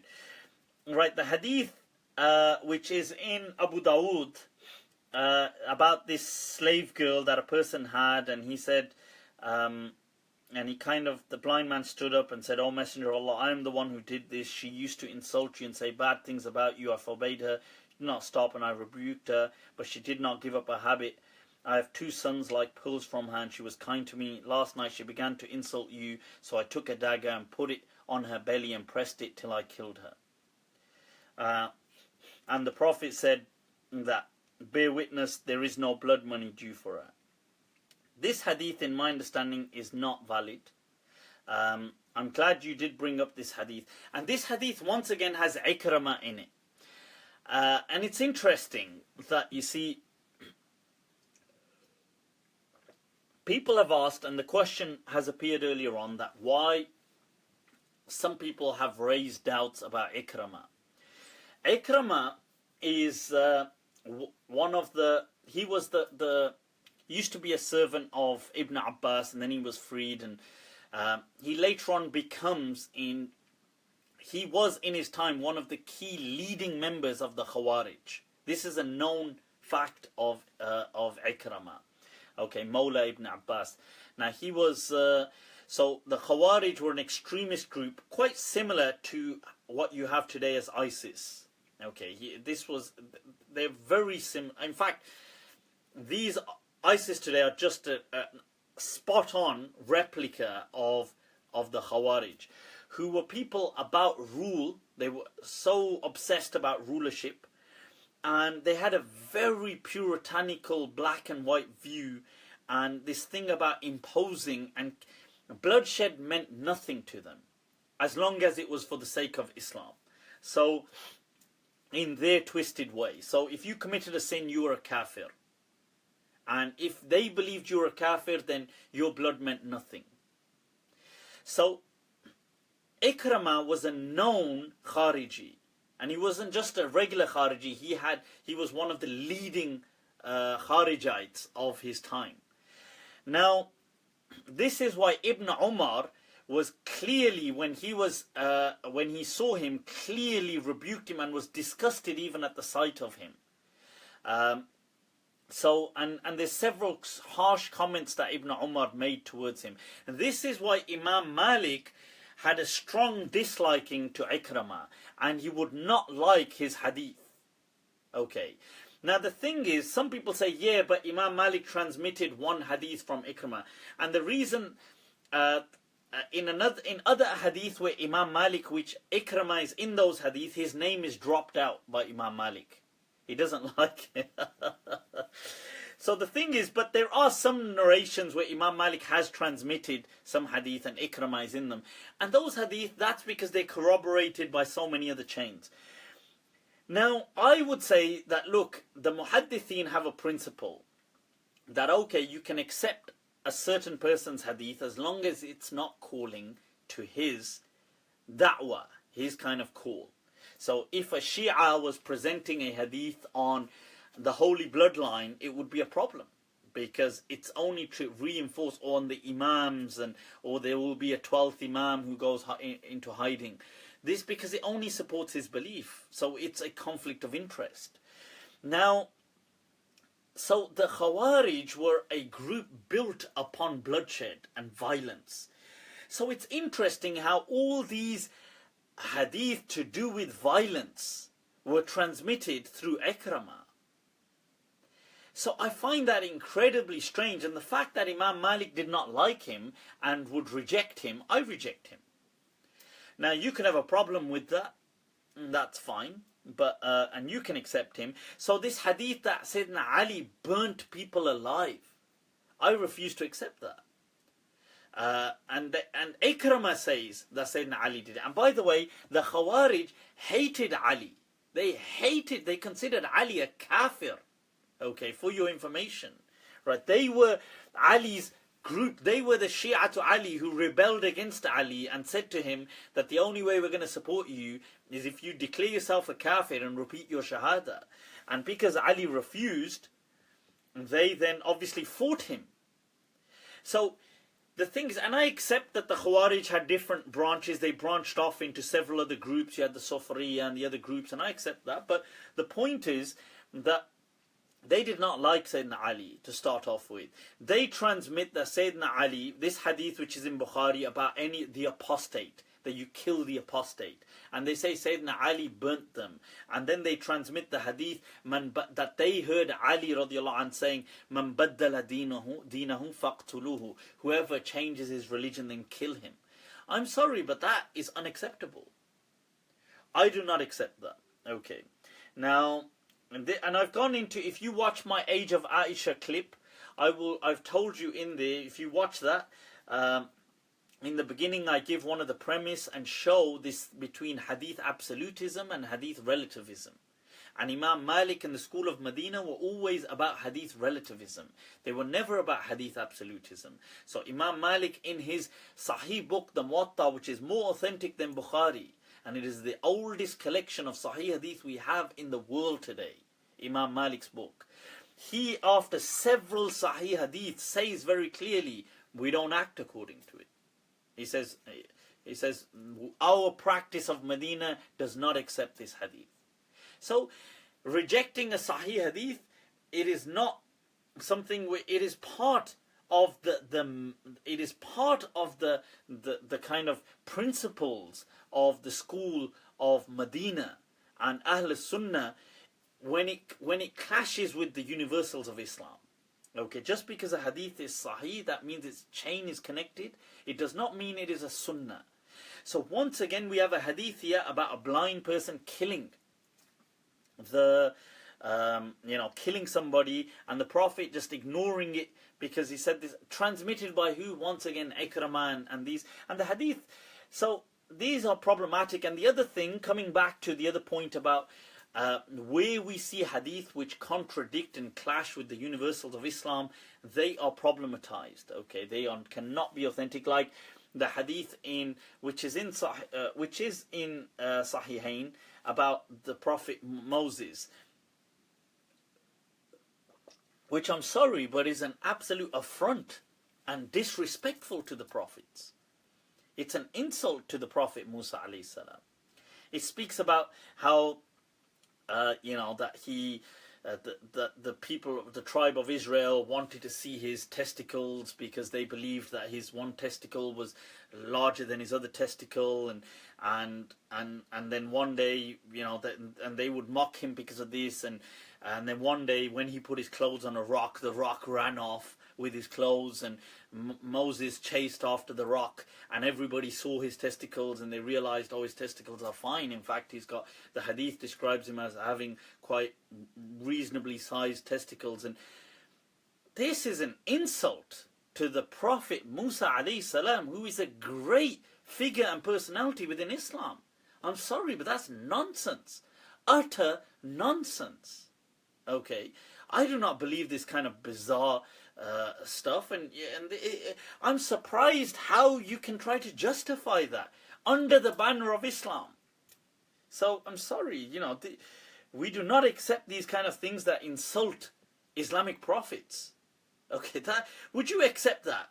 And just because somebody says, at this point, I wanna elaborate on something, and that is, if you go to the books of hadith, usul al-hadith, like, let's say, Tadrib al-Rawi or other books, which is by Suyuti and other people, they will speak, they have a section, if you can look in different books, but there will be a section on al-riwaya bil-ma'na. Are you allowed to transmit something? Because, why am I about to explain what I am? Because somebody might ask here, that how does this hadith get here? How can it be wrong? How, if the chain is connected? Well, that can be done based on at least, right, we can at least look at two reasons come immediately to our mind. One simple reason is that just because a chain is connected, nobody has said that there cannot be a mistake. Nobody has ever said that. They have said when a chain is connected, it is most likely that that is an authentic narration. So we will go by, it's a rule of thumb. Okay, so we go by as a rule of thumb that is connected. Most schools, like the Maliki madhhab, the Hanafi madhhab, had a separate criteria to validate a hadith. Not like the Shafi'i absolutists, who just took a chain connected and said, this is gospel. The Maliki school and the Hanafi school did not accept a hadith just because it was sahih to be authentic. They accepted it as valid, but not necessarily an authentic transmission until it did not meet the other criteria. And the criteria was that it could not clash with the universals of Islam. Right, so just to clarify. So now, one possibility is somebody could... So there's three possibilities, sorry, not two, three possibilities, okay. Reason one. It could be that somebody made a mistake. They forgot. They misrepresented something. It's not impossible, but it could happen. Reason number one. Reason number two, that it could be that somebody deceptively fabricated a narration. It could happen. So you have sometimes some people will use solid chains and say, I heard from this person to this person, and they will put in what is a fabricated hadith. And people fabricate hadith for all kinds of reasons.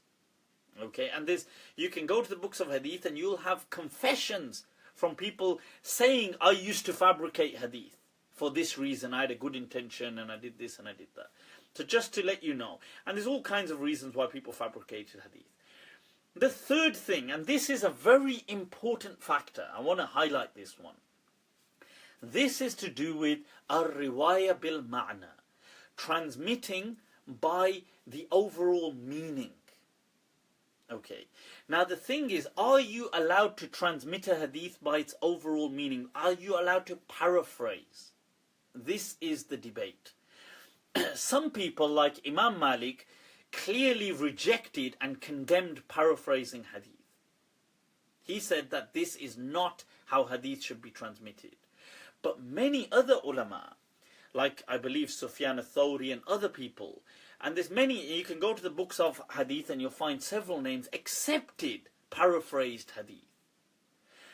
Now the problem with this is paraphrasing happens on the person's comprehension. of what they thought they understood. So sometimes I could hear something, but I don't fully... What did you say? What did you say? Right, so if I'm just going to say what you exactly said, so I say this person said, like imagine now, I heard somebody say something like, I put this on the dock. What does that mean?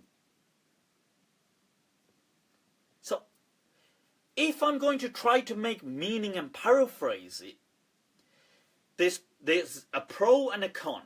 The pro is that there's a greater chance I can remember it, I can make sense of this for people. Because I'm going to put this on the dock, what does that mean? Am I talking about dock as in a doctor? Am I talking about dock as in a docking station? Talking about docks as in where ships are? What am I talking about? Now, I could try to paraphrase this to make sense for people who I'm going to teach. The benefit of that is it will be meaningful. The harm is that my interpretation may completely change the meaning. I may have even slightly misheard. Now my interpretation will give this a whole new slant. Now if you read books like the books of hadith, like let's say Tadrib al-Rawi, other books where they speak on this section of paraphrasing, and those scholars who used to endorse and accept paraphrasing, when you read their explanations, they actually say, one of them, so for example, there's a transmission where one of the Salaf says, when he's asked, can we paraphrase? And he says, how many times have you read the Qur'an? And the person says, countless times. And he says, and be honest with me, have you still made mistakes when reading it? Have you sometimes put a wow, like the letter and, where there wasn't an and? Have you confused an and a then? Have you confused an and a yet when reading it from memory? And the person said, yes, I have. He said, then that's to do with the Qur'an, which you may have read over 1,000 times in your life. What do you think happens to us when we relate a hadith which we've only heard once? So the point here is that, you see, it's important to understand that there must be a balance. Okay, hadith provides us an amazing qualitative insight to this deen, one without which our deen would be incomplete. But that hadith is what we would call sunnah. You see, the school of Medina made a distinction between sunnah and hadith. Sunnah was the way of the Prophet. Imam Malik said, not every hadith is a sunnah. Not every hadith is a sunnah. And Imam Abu Hanifa was of the same opinion. Not every hadith is a sunnah. So, there has to be a balance between rejecting hadith.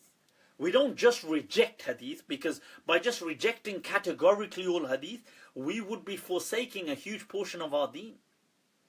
But on the same token, we don't become absolutists and gospelize and totally sanctify as a whole the corpus of hadith, because that would take us out of the deen as well.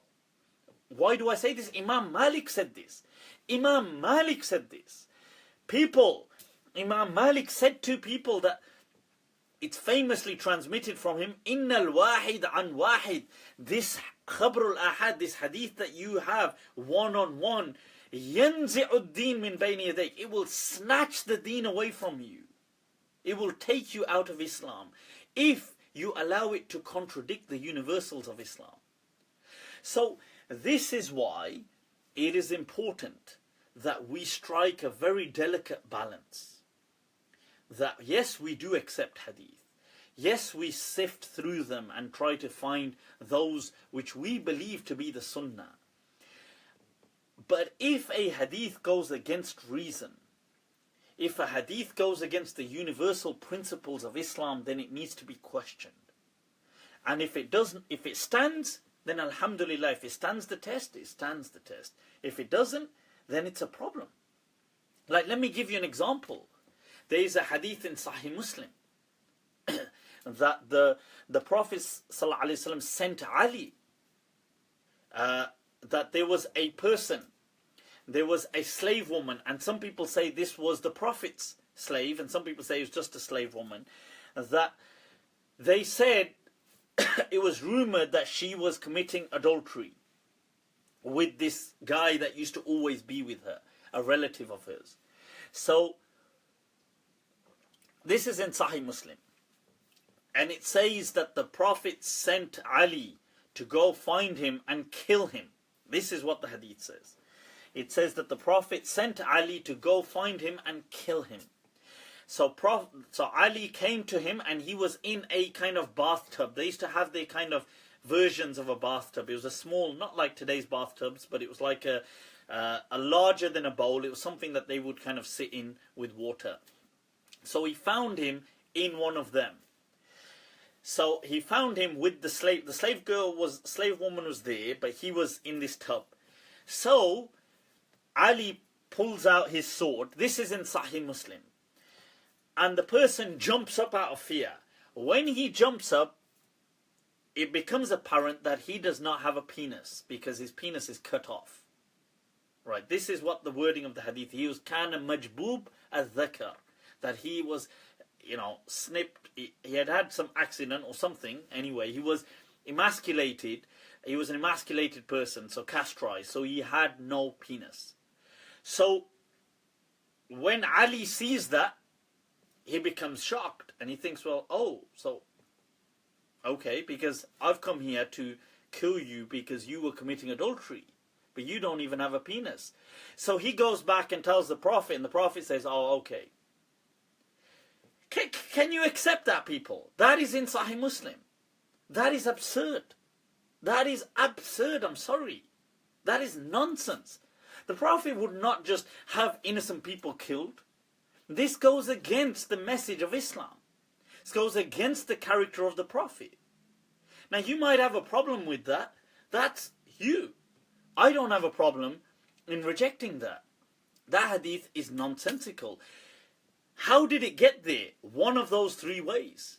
Either somebody fabricated it, because maybe they hated Ali, and they wanted to put in a hadith which depicted Ali in a negative light. Or maybe they had some other reason for putting that in there. Or maybe the fact that somebody actually made a genuine mistake in transmitting that. They thought, like a genuine mistake along the line. Genuine mistake. Or thirdly, maybe the person somewhere in the chain paraphrased the story, and as it started to get paraphrased, it changed into that. But this is one of the three ways how that hadith got there. This is nothing new. Qadi Iyad, in the beginning of Sahih Muslim, explains that he says that Sahih Muslim contains some hadith which are not Sahih. He says this. And this is what Imam Mazari said. In fact, Imam Mazari says there are at least 13 or 14 hadith in this book which are utterly unacceptable. So there's nothing shocking about this. So my point is, to strike this balance is incredibly important. Okay. Whoa, boy, I did not think I was going to go on for that. Right, okay. How can one benefit from... Let's take some rapid round questions. How can one benefit from Ramadan? Well, watch my fast and fiqhs, inshallah. Look, just try to make the most of it however you can. However you can, man. However you can. Are tattoos an enormity? I've answered this previously. You can watch my previous... Search tattoos, my name, on YouTube, and you can listen to it. Check through the index. I've explained how some Malikis did not consider them haram, Zanati, Al-Qarafi, and I've highlighted the details. And that's, personally, my understanding would be in line with what Imam Qarafi said, that I don't think they're haram as long as they're not disfiguring. in a, like, as long as, you know, like you get all these kind of, some people doing tattoos and kind of like to scare people and gang signs and all this kind of stuff. It's not like that, like just small tattoos. If people did them, I don't think they necessarily, it depends actually. I mean, some could be just not really that much of a big deal, I suppose, a small tattoo somewhere. But generally, that's what I'm inclined to. I don't think it's haram. I think they'll probably be makruh, discouraged, because of the fact that they are irreversible, generally speaking. I know nowadays you can reverse them through some efforts. Right, okay, Isha and Fajr timings in the summer for the UK. Watch my fast and ficus.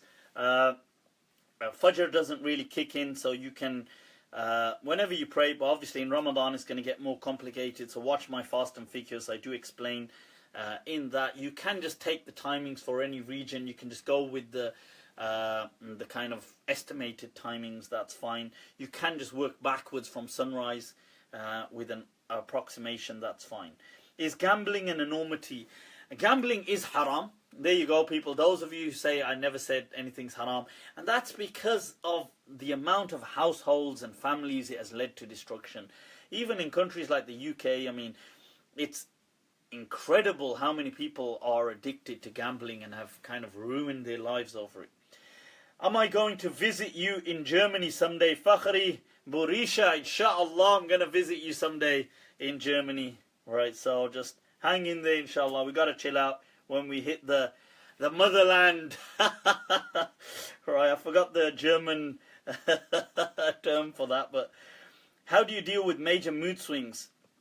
What makes you think I have major mood swings? But, you know, if you have major mood swings, you got to control yourself. Try to chill out, people. Try to do whatever can relax you. Get that sleep. Get that relaxation. Try to seriously, try to live life. I can't encourage this as much. I cannot overemphasize this. The amount of people I see caught up about petty little things, just letting life drift by.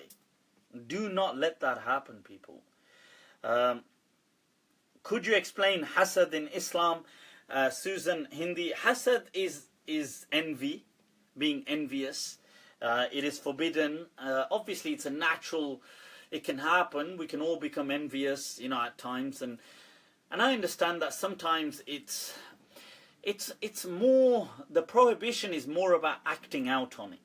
Okay, or hasidin min sharri hasidin idha hasad. When you act out on it is the problem.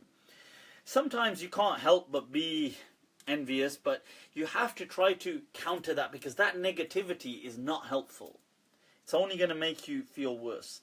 I'm leading Taraweeh this Ramadan. Have you got any tips? I'm afraid not the best person to ask for that. I would say get in touch with some local Maulanas and ask them, inshallah, on that. Is it allowed to have an abortion for any reason before the end of the first trimester? Yes, it is, Kenneth. You can have an abortion. Generally, schools, most of the ulama accept an abortion. They disagree on the time period, ranging. I know some people like Imam Ghazali are very strict. The moment fertilization has taken place, it's almost Catholic that it's haram. But most schools of law disagree with that. The most lenient being like the Hanafi school, the Hanbali school, some Malikis in there, that it is up to 4 months. That is the view that I take as well, that I'm in favor with, that if there was a reason that you felt, and it was a strong enough reason for you, and it's subjective. Look, and I feel it's wrong to dictate onto people. It's their lives, it's their bodies and their lives.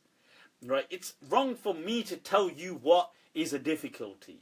There's some difficulties that we can all accept are difficulties, but it's your life. If you feel that this will be difficult, then it's your call. You do not need, you know, like the Qur'an is not going to spell out every difficulty that you're going to have in life. But if it's enough for you to feel it's going to be difficult, then you can make that call. Okay, you can say that, and it's permissible for you to have an abortion. Okay. Right, here there's a question, and this is an awesome question by Hamza Aki, but I don't think We really haven't got the time today, but it's to do with what I speak about quite a bit, which is trajectory hermeneutics, trajectory ethics, that ethics does evolve over time. So the person has asked that, look, in previous nations, prophets, pork wasn't necessarily haram, wine wasn't haram. So obviously scripture has changed. So has morality changed? Of course it has. Morality changes along the way. Ethics evolve. So our age, Islam, in my understanding, it wants you to reflect the ethics of the age. That's what it needs, okay, from you. But we need to give that a more lengthy kind of commitment on another time. Okay. I've answered this before. Right, people. What happens at death? Look, what happens at death, Allahu A'lam. Right, we don't know. It's the great unknown. But inshallah, what the hadith teaches is that if somebody was at that stage, to be optimistic. Okay, that look, think positively. Okay, just think that, look at all the greatness that Allah gave you in this world. Surely what He has to come will be even greater. Okay, so just, and on that note, people, let's call it a night. Right, it's a wrap. Right, so inshallah, we've had quite a bit covered today. So listen, if you need to reach out to me on Facebook, do that. If you haven't already, like this page, people, share it. Do support my work. By supporting it, I mean just like it, have positive comments. You know, I get enough, not that it bothers me, but I get haters all the time. But it's good to see sometimes, you know, the message getting out there, or to feel some of that kind of, that energy, that positivity just bounce back at me. So, inshallah, if you do need to reach out to me, you can send me messages on Facebook. I do try to respond on Snapchat. It's Malm 2014, MALM 2014. And Malm, it stands for Mufti Abu Layth Al-Maliki. Those of you that keep asking. Right, so inshallah. Right, people. Next week, I'm not really sure if I will be continuing during Ramadan. Let's see how it goes, inshallah. But you've got plenty to watch. A lot of my daily Q&A is being released. Do check that out. If you haven't gone through any a course on fiqh, then my courses are available on Facebook. Just search. I've got a basic one called the Ashmawiyah in 6 audio lectures. I've got Qadi Iyad's Foundations of Islam in 21 audio lectures. Check them out, inshallah. I will have them as podcasts as well. I've got the history of Al-Andalus. I've got some stuff on the Qur'an if you want to do that in Ramadan. So great things to check out. You've got many other people sharing things, so plenty of things to do. So inshallah, if I don't share anything, if I don't do any live broadcasts in Ramadan, then have an awesome and blessed Ramadan, inshallah. Remember me in your du'as, people. Right, so, and take very good care of yourselves. Stay blessed. Walhamdulillah. وتعالى الله عما يصفون وأفضل الصلاة والسلام على القائل الممنون المدينة خير لهم لو كانوا يعلمون والسلام عليكم ورحمة الله تعالى وبركاته.